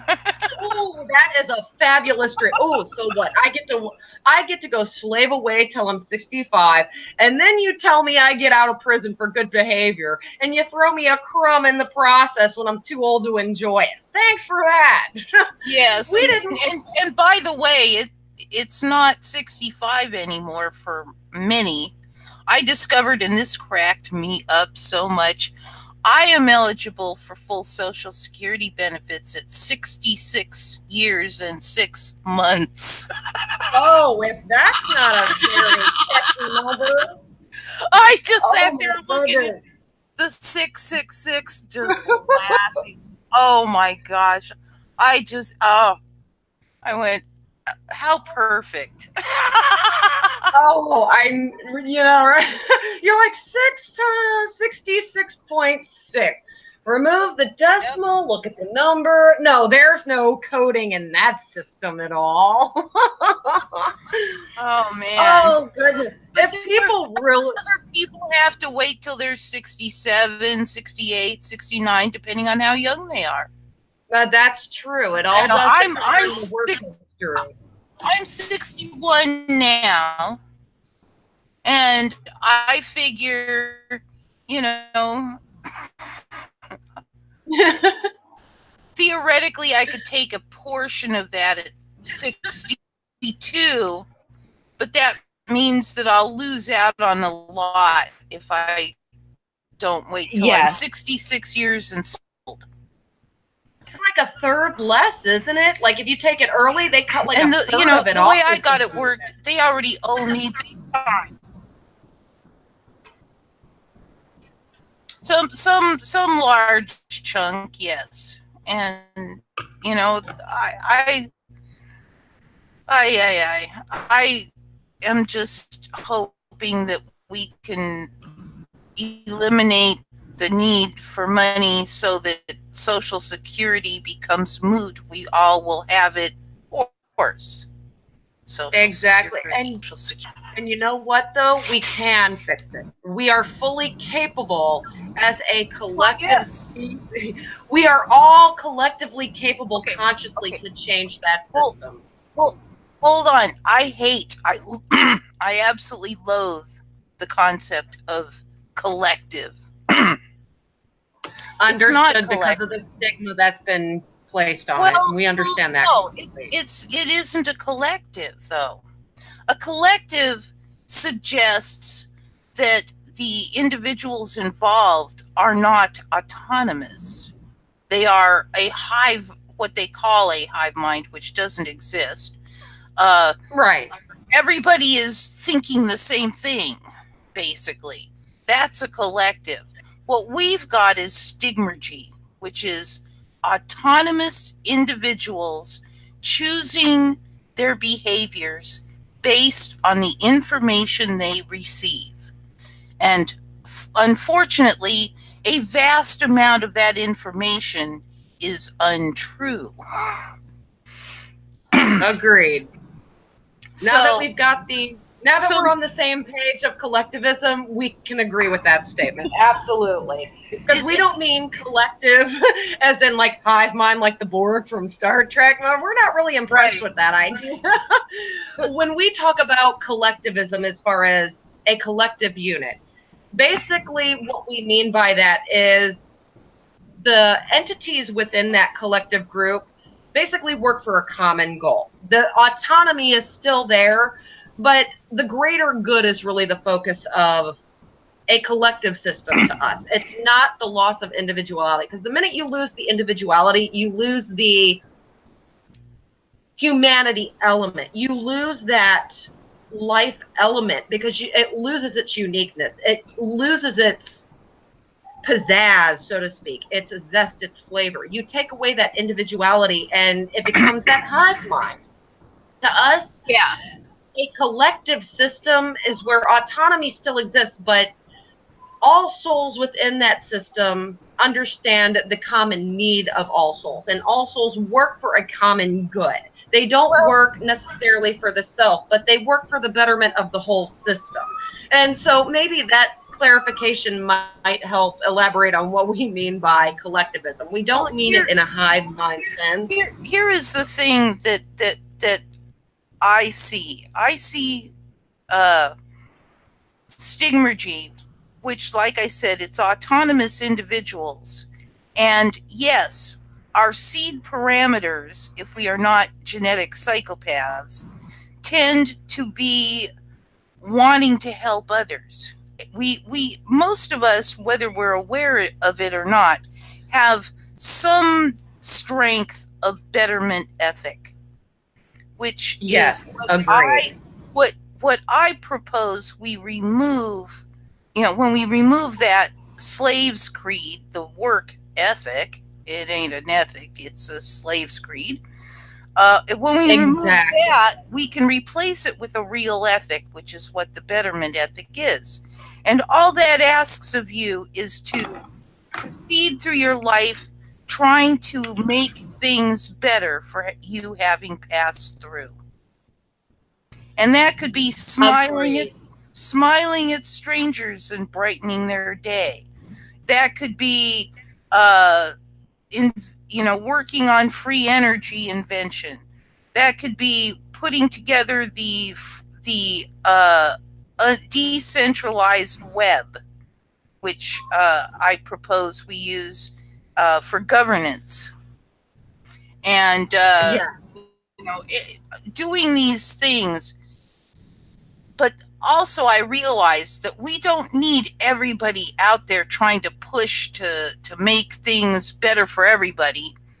When you stop and realize that somewhere between 80 and 90% of the jobs out there are there only to move the money to those few at the very top. In the final analysis, that's all you're doing. If you're a cashier, if you're a sales, if you're Yes. collections, if you're insurance, if you're advertising, if you're marketing, if you, every single one of these, and of course, if you're a banker on any level, your job is there to move the money to the already wealthy. Exactly. It all is a pyramid system to promote those at the top. We agree completely. And see, it's kind Well, of like what you just said about how it's not the responsibility of everyone to care for the greater good. And we actually agree with you on that. Why? Because every soul's purpose is unique.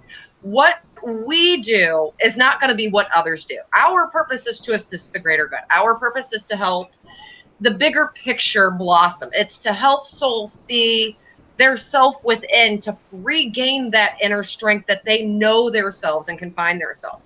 And we understand that it's a very unique purpose, and every soul serves their purpose. And there's going to be souls out there who contribute to the technology fields because they are technology geniuses and they have amazing ways to create things out of thin air that would quite frankly stump someone like us. When we see technology, we are not a techie. We, for the most part, Yes. other than social media, our electronics are freaking paperweights. They serve no use otherwise. But you get someone who's a tech, and they can take a cell phone and they can become very dangerous with that cell phone and what they're capable of doing with it.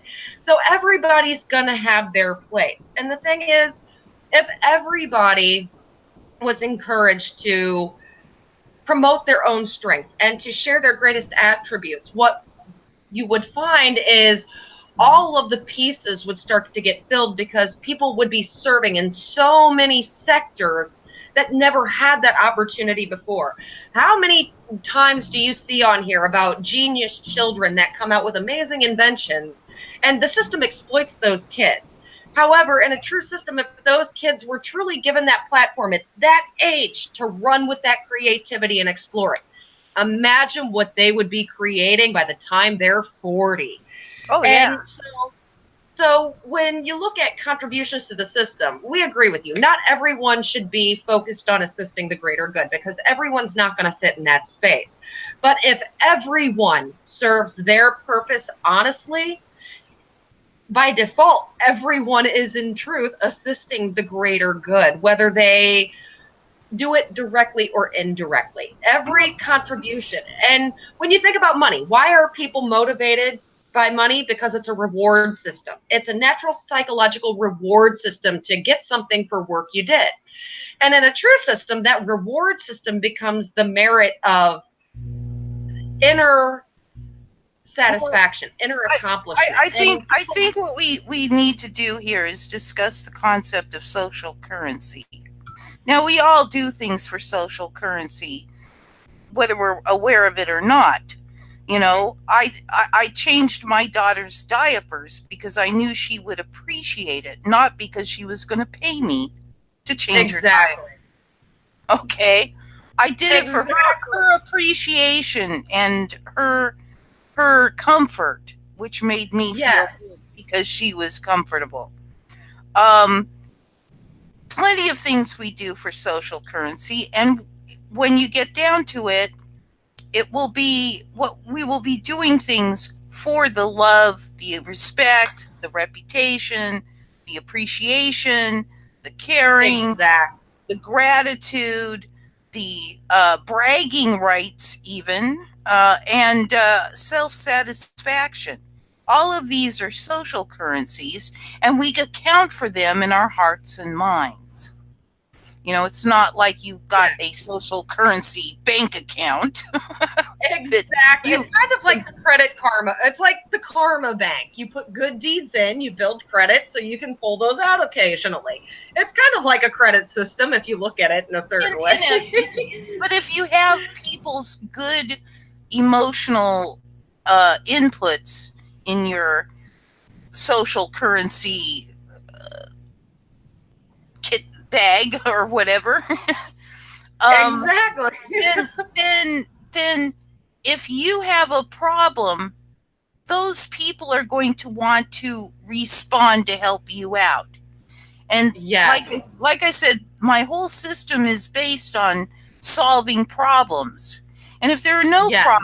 if there are no problems to solve for, then everybody can just be off doing whatever they want without even any concern.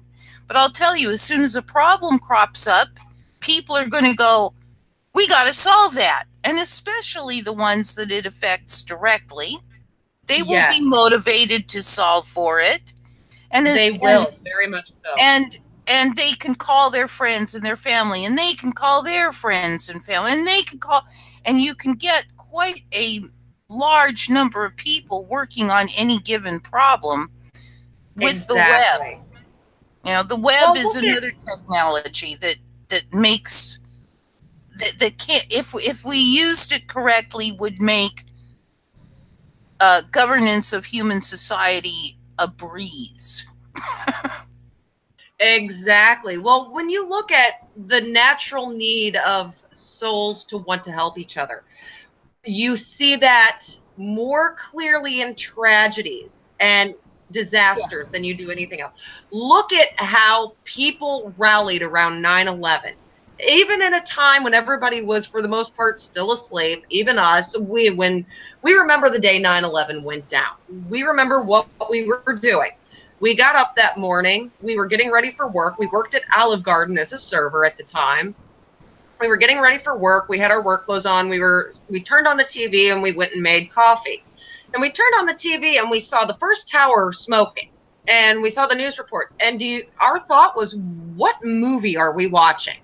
That's what we thought at first. We sat there for Huh. probably 5 or 10 minutes watching this movie we had never seen before, going, what's the name of this movie? That's exactly what we thought. We didn't even contemplate that what we were seeing was real. And then when we realized it was real is when we switched the station and we saw it on another station. We're like, wait a minute. Why is the same? And then we flipped it again and we're like, oh my God, this is real. But it wasn't just the incident. It was the camaraderie, the need for people to come out of the woodwork and help, that natural need to Yep. want to do. It is in souls, and you will see it in any tragedy. Look at the aftermath of these hurricanes. And we don't want to get into the debate of, are they real? Are they man-made? Are they weather modification? We're not talking about the specifics of where hurricanes come from. But when you look at devastation like from Harvey and Katrina, how people will rally in support of each other in those times. And when you see those most basic needs come out in very Uh, real ways, have, people care. It's just yep. about finding it in them again and pulling it back out of them. They've stuffed it so deeply down inside their self because this system has beat them down.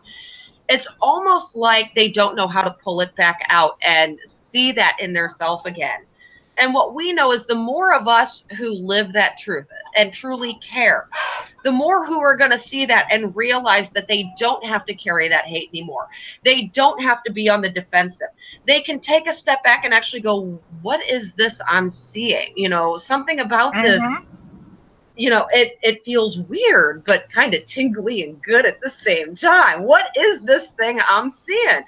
And it's this slow, just it starts to slowly eat away at people, but not in a bad way. It starts to make you question. And when you get those feelings, you're like, okay, well, what about this? And it promotes questions. And when you touch people in that place of care and compassion, there is nothing they can't achieve and they're not willing to do Yep. in truth. It's just reminding them that it's not gone, it's not dead. We all are still inherently connected to one another. We just choose to shut it off because of everything this system teaches us.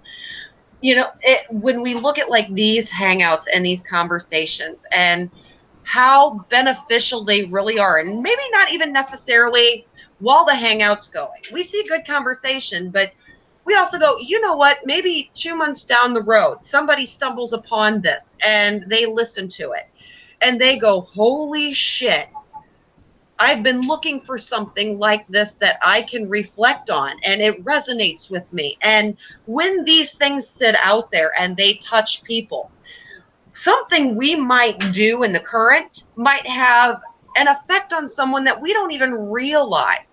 And if we merely share that love and compassion with each other, it spreads. It took thousands of years for the level of hate, division, and separation that exists to spread globally like it has. It's taken thousands of years for this system Yes. to create this level of hate. What can be done can also be undone. And if we understand that, it doesn't matter how long it takes us. If we are determined, focused, motivated, and set on the goal, and we just continue forward step by step, doesn't matter how long it takes. We're eventually going to reach the goal. Is Yeah. starting to happen. You're starting to see people waking up, and you're going to see as much of the negative that comes with the positive. But we were watching a video the other day, and it was something that we can't remember exactly what the title was, but it was something to the effect of remembering the good in humanity or something like that. We were just watching it. It was just pictures that were on a frame loop where they just kind of scrolled through, but they were very cool pictures of people helping each other and people interacting with animals and the true love that you still see and the connection that you see in the bigger picture of people. And they want to be connected. They want to be around others. They want to be a part of something bigger. They just don't know where to turn for that. They're afraid to stick their hand out because they're tired of getting it bitten. They're Hmm. tired of being misled and deceived. And that's why we don't tolerate that deception and when souls mislead others, because souls have a right to feel safe. They have a right to exist in free will without being persecuted or attacked for being who they are. And when we stand in that truth and we protect others in that truth, that's when they start to open up and blossom because they realize they don't need to hide anymore. And when we reach souls at that level and we reach the minds and hearts, everyone, that's where we destroy the agenda. That's where we change the game. That's the piece that allows the solutions that Amy and others talk about. That's what allows those systems to become real over time because souls begin to see the truth in it. And that's why we really wanted to host this hangout tonight because we've heard so many people go to Amy and go, well, it won't work because of this reason or that reason. But when you really sit and look at those, what's the best word? Those objections to a better system, what we see is those are objections waiting to be overcome through dialogue and communication. When somebody presents an objection, it's not that they're completely against it in most cases. Most people reject something because they don't understand it and it's unfamiliar. And that unfamiliarity creates a fear that we repel from. But when we understand something, we don't fear it. We only fear that which we don't understand. Because when people understand something, they're not afraid of it. Now, they And might some go, yeah, that's going to hurt, but I at least get it and I'll choose to stay away from it. But they don't fear it. some of us just choose not to have any fear. Exactly. I, And I some had to make that. I had to make that choice when I first, when everything first finally fell together and I saw it all clearly. I had to make the choice. I could just tuck it in the back of my mind and go along to get along, and probably would not be so in the position I'm in right now. Um, I will say, I was talking earlier about my 100,000 plus job applications. Uh, After a few years of people offering me jobs and then rescinding them before I even get started with nervous sounding bullshit excuses. I mean, one place told me that they decided not to fill the job, but then the next day they posted it newly on the same site I had found it on originally. So I knew that was a lie. Um, at any rate, you know, uh, uh, man, I knew I was going to do this. Where was I going? Us old ladies, Oh, that's the worst when you sit there and you're like, I just brain farted and forgot what I was going to say. What was Yep, that? Those are the yep, worst. yep. But, you know, I was, oh, if it was important, I'll remember it. And if it wasn't important, well, It wasn't important. You know what'll happen? You'll start talking about a different topic, and then it'll pop back in like a light bulb. You go, oh, that's what it was. That's what Yep, yep, it yep, was. yep, yep. Well, Well, well, at like any you were rate, exactly. Well, like you were talking about, and like we've been talking about through the conversation, Amy, when we look at the solutions, we're living it in real time as we speak. Look at what we are all doing right now in the chat, in the hangout. Now, granted, we're sitting here watching a globe versus flat Earth conversation going on in the chat, which is a little off topic, but it's a very peaceful, civil conversation from what we're witnessing. yes. It's a dialogue, it's a communication, it's respectful. And that's the whole premise of truth, everyone. Look at how everyone is able to get together. And even those on different sides of the fence of a topic, we Yep. still have that ability to work through those issues, to dialogue, communicate. Communication resolves every issue because when it's talked about, understanding can be achieved. Systems, what do? They promote as little communication as possible because the less we communicate, the more we fight with each other and just tear each other apart. Yep. Us doing what we're doing for others to see, for us all coming together in a common theme, a common bond of camaraderie for something bigger than ourselves. When people slowly see this, they begin to see the truth in it. And it's not going to be overnight, everyone, because we can say we've had many souls in the past that have come to us and after they've been around for a while and observed us. And they've made it very clear that though when they first found us, they were hesitant. They were skeptical. They weren't sure what to make of us. They weren't sure what side of the fence we were on. But over time, as they saw the consistency in our actions, they began to see the truth of who we were. And we didn't have to say anything to them. We didn't have to tell them our truth and convince them of our truth. Over time, those souls saw us for who we were because of consistency of action and nothing more. And when souls see truth, you need to say nothing. And that's what one reason why we really enjoy hosting hangouts when we're not by ourselves just talking everyone's ear off. We really like that they're collaborative because truth is collaborative in the interaction. For us to sit and talk about a topic, we'll just do a hangout unlisted and then publish it when we're done so we can just get our point across and then upload it for others to see at their leisure. For us to do a hangout, the whole point is to make it collaborative and to have souls interact with each other. Because for us to Right. talk by ourselves, we can share a lot of truth. However, the biggest truths do not come from one place. They come from our collaborative interactions with each other. We have learned much more through our interactions with others than we could ever teach those same souls. We are very much one part of a bigger picture. We serve one unique piece. Outside of that piece, we don't really serve a purpose. Why? Because there are others who fill many purposes above and beyond just ourselves. And it all goes back to ego. There was a comment we Yeah. saw earlier about ego being humanity's greatest adversary and why they're stuck in the rut. And that's really true.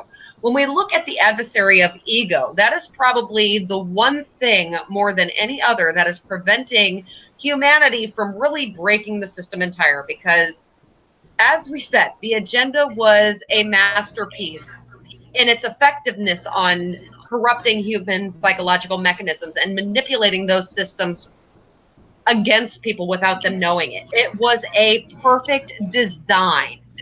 And when we look at that and how ingenious the design is, we start to see the simplicity in the design of the agenda, but also the simplicity in how to defeat it.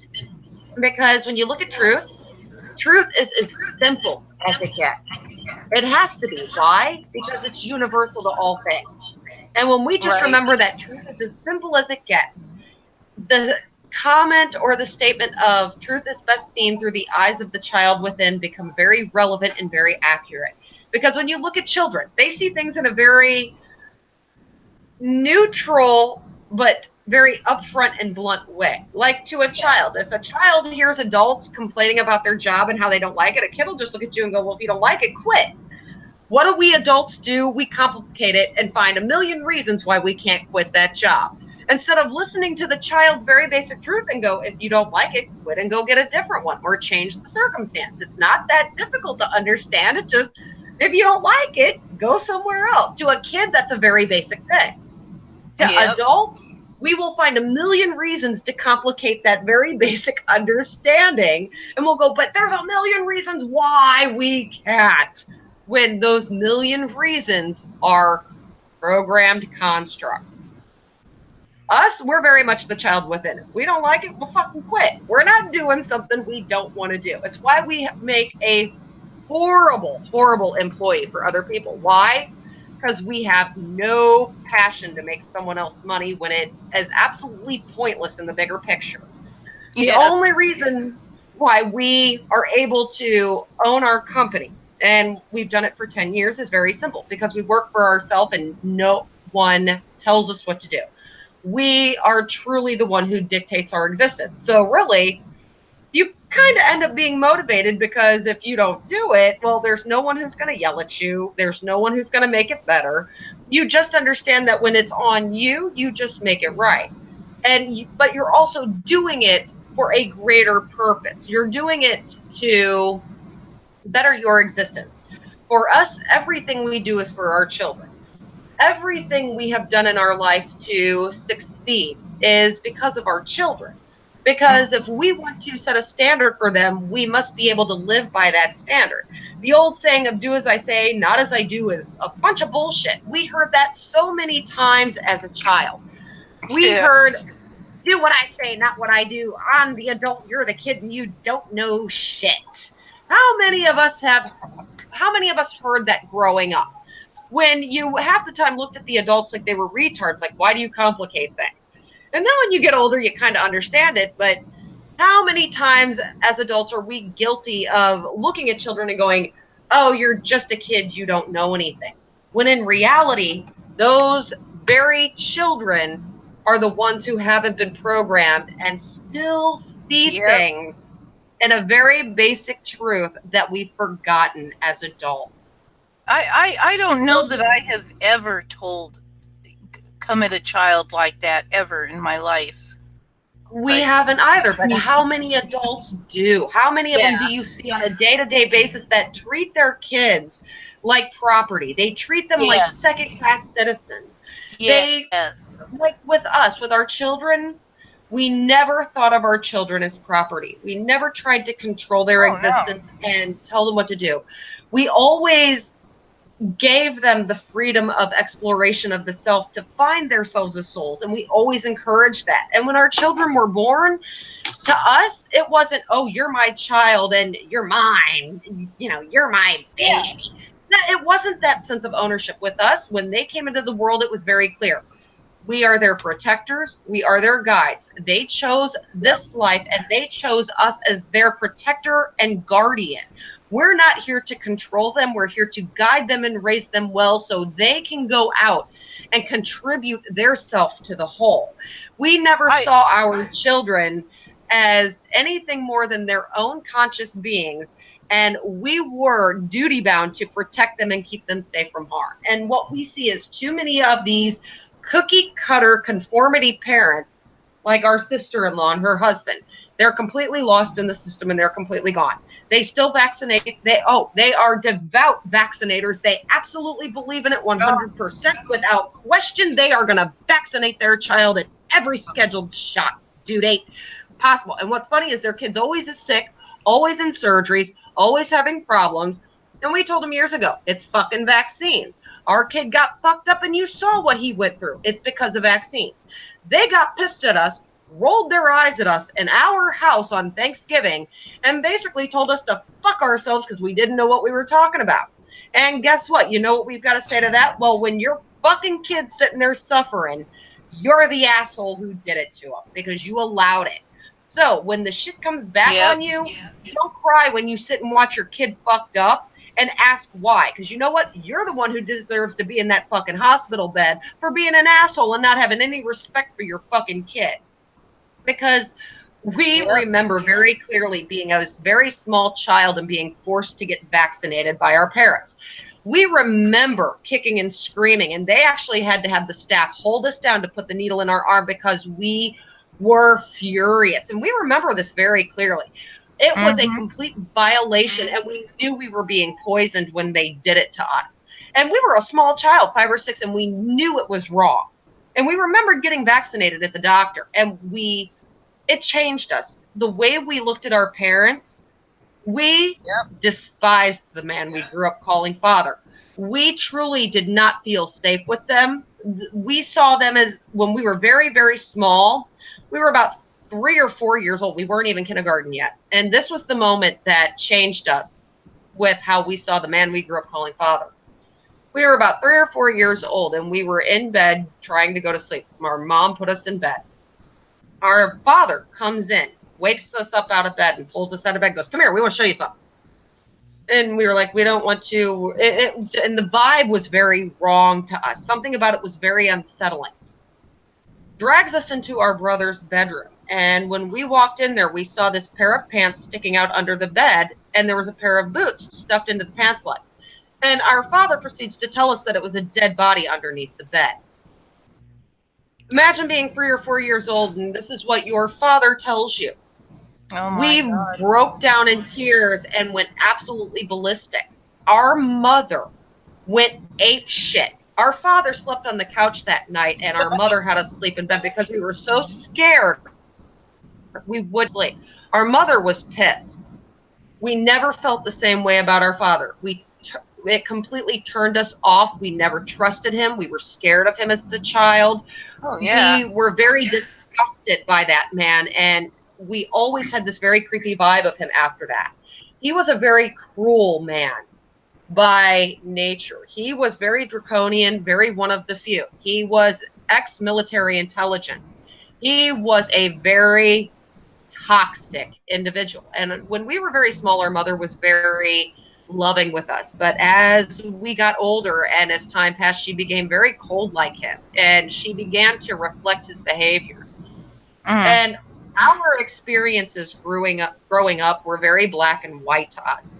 We remembered being about 6 years old, and our sister wanted to do bowling, and we wanted to do tap dancing, and we wanted to take ballet and dance classes, and our parents told us no. And we asked why. They told us because our sister wanted to do bowling, so we couldn't do that. So they put Mm. her in bowling. She quits 2 weeks later, and we go, "Well, since she quit, can we do dancing now?" And they said no. Just flat out told us no. Fuck you. You're not important. And then at the age of 12, our mother decides in the kitchen one day while she's cutting our hair to tell us we're the third of 3 children. Proceeds to tell us that if they would have stopped at number 2, their life would have been better. Oh This is gee. what this is what we grew up with as a child, and it is the very foundation of why we have zero tolerance on those who cause hurt. Because as a child, all we wanted was someone to protect us, to keep us safe, to let us know it was okay. And we didn't have that anywhere except at school with some of our teachers. When we got to middle school, it was so bad. Our teachers would allow us to stay after school in their rooms. We were a perfect kid at school. Our teachers loved us. We were always the kid who had to take secret notes to the office because we would never peek, we would never snoop. We were a very honest kid. Our guilt didn't allow us to be a bad kid. And Yep. not to mention that the fear of getting slaughtered and getting brutally beat when we got home was bad enough. But our guilt in and of itself far outweighed the beatings. After a while, the beatings don't mean shit. When you get beat so many times, you get numb to it, and you're like, "Motherfucker, game on. Let's go." You're like, "Go ahead and hit me so you can just piss me off. Please, just take the swing first." And our house made UFC fucking look like daycare. Our octagon was gravel driveways and butcher knives. So watching UFC fights, it's like, you pansies, don't use a soft mat. Go out and gravel and duke it out, bitches. That's how we grew up. So now that we are older, now that we are in the position to protect others, we very much do so, because with those who cannot protect themselves, those who are unable, if we do not stand for those souls, who else is gonna stand for them? And we've taken enough beatings. We're not afraid to get hit. We're not afraid to mess up our pretty little face. We're not afraid to get dirty. We're not afraid of anything that comes our way, because when you've taken enough beatings, you're no longer afraid to get hit because pain doesn't hurt. And this is the thing that we see, that so many souls are never truly put in a position to where they have to face that truth. They have to really challenge their self to go, is this going to kill me, or do I become bigger than the challenges I face? Then we all face those challenges in our own ways. We are all given tests in our own ways. What we were given through our life as our tests were not meant for others. We understand very clearly they were given to us because of our purpose. If we plan to stand in the face of truth, you better be able to take those hits and get back up. So we understand the brutality of our lessons. If we didn't go through those lessons, we wouldn't be who we are today. So we don't hold hate for those experiences. We don't look back on our life and go, poor me, why did it happen? We know why it happened. It's why we're the ball-busting alpha bitch we are today, and we wear it proudly because we dare any snake in the grass who wants to cause hurt to pop their head up. Because guess what? Ellie Mae Clampett just took a side seat to wrestling bears, bitches. Yeah. We're going to get dirty, too, when we do it. Well, I tell you, I will say that I'm very pleased that I mean, I don't know whether pleased is really the right word, but I guess in a sense grateful that I had the experience that I had growing up. I mean, for the first couple of years, my dad was teaching me all about electrogravitics and stuff like that, and it was really exciting. And he told me what the future would look like. With what in the world? Are you hearing that? I'm hearing You cut out, growling. sweetheart. Yeah, I'm hearing You a cut out. I'm hearing a growling on the line. A growling? Yeah, it's going. I'm just like That is very strange, because you cut out for a second, but we're not hearing any background noise. weird because I heard all kinds of noise and didn't realize I'd cut out. Um. Possible interference, Oh, perhaps. that would never happen. No, the agenda loves us and wants us out here. They won't do Yes. anything to make it complicated, or They won't. They I won't wouldn't do that. create any. They won't create any issues. I was saying my dad. My dad. For the first couple of years, my dad and I talked a lot about his work and his and electrogravitics. And then when that went black, we couldn't talk about that anymore. But in the meantime, my mother's sister and her husband would suggest that since they had 3 kids, my parents had 3 kids, and they would suggest that I would go over and stay with my cousin who was about the same age, and the cousin that was my sister's age roughly came over to our place.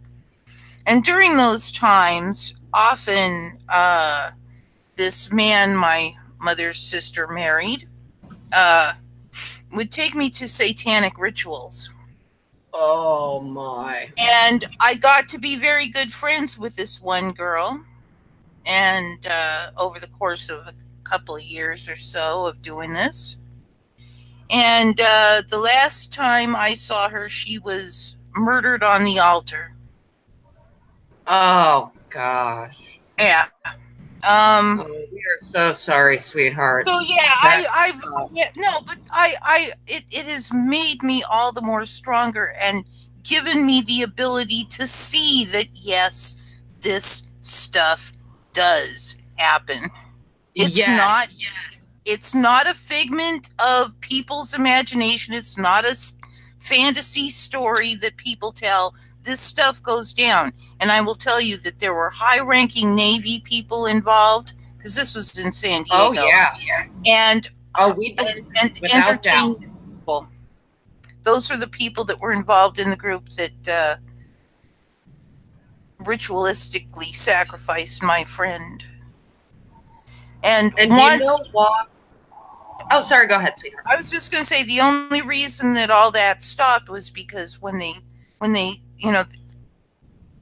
they murdered her on the altar, but I wasn't really paying attention. I had a habit of daydreaming, and I didn't really notice. I noticed it was her, but I didn't see what had happened to her. And Right. there was the mother let out a scream because apparently they didn't tell her that her daughter was going to be sacrificed, and started coming at us kids screaming, it was supposed to be one of you, it was supposed to be one of you. And this screaming apparently got somebody's, they knocked, some cops knocked on the door. We were in this warehouse facility sort of thing. Anyway, they hustled us back down, and I kept asking,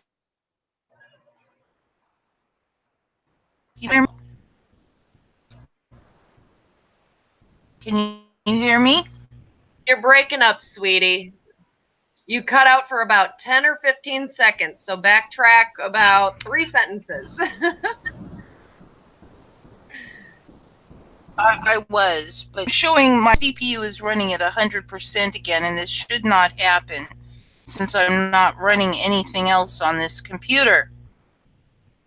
I just have my. It could possibly be our laptop too, sweetheart, because ours tends to run slow sometimes on Hangouts. If it's really active, it'll get slow.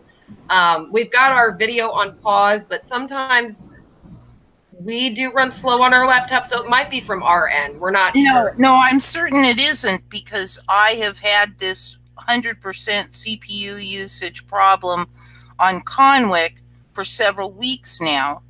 And I mean, several months make it, yeah, like 3 or 4 months. Okay, So got it's it. it's not new, and I do think Okay. it's probably somebody messing with me.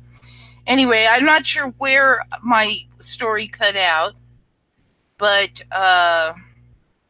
what the way You were that talking about the mother, yeah, the way that stating that it should have been one of you. oh yes, okay. And they hustled us out because these cops started banging on the door. I guess the scream brought them around.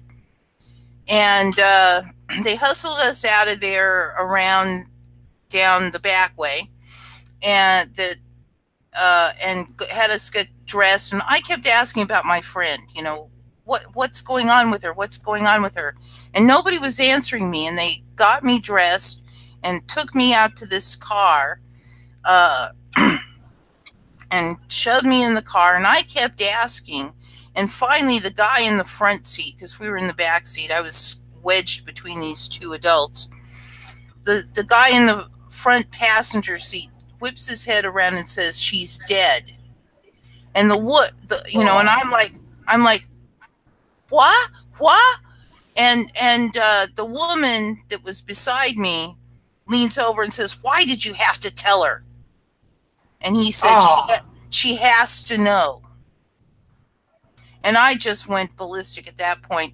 And when I got home, uh, I just, after being told not to mention it, I ran to my mom when I saw her and just burst into tears and told her about my friend being killed. And she looks up at this man that is married to her sister, and he says, "Oh, she had a really bad nightmare." And it's like what? yeah, yeah. And Oh, so my mother believed him and not me. And I have never ever once in my life ever mistaken dream for reality, ever, ever, us ever. either. So, you know, and I knew that this was a real thing. Yes. And then I you get told that your crazy on top of it, which doesn't help. It just makes you angry because you're like, Yes. why isn't anyone listening to me? Yeah. So at any rate, so from that point on, my mom refused to let me go over there because she said it caused nightmares. Now, I strongly suspect that part of her just might have thought maybe it was true, but she wasn't about to push it. So Yeah. she just said, no, it's a nightmare, and you're not going over there anymore. And so that's when all that ended. But yeah, I getting back to solutions. I think the more people that help share awareness often and avidly, the closer we'll get to our goal. Just Exactly. thought I'd mention that. Um, I Oh, have I agreed. have Very I have much. a friend I have a friend who came over, and I'm not sure how much longer I'll be able to sit here and talk with you. No, actually, if you have a friend that came over, it's actually a good time to wrap up the conversation. We've been going about 2.5 hours. Yep, So yep. it's a good time to wrap it up, actually. So that way you can go spend time with your friend and enjoy your evening, sweetheart. But we do want to say that this has been a blast and we've really enjoyed it. Oh, And thank you so absolutely. much.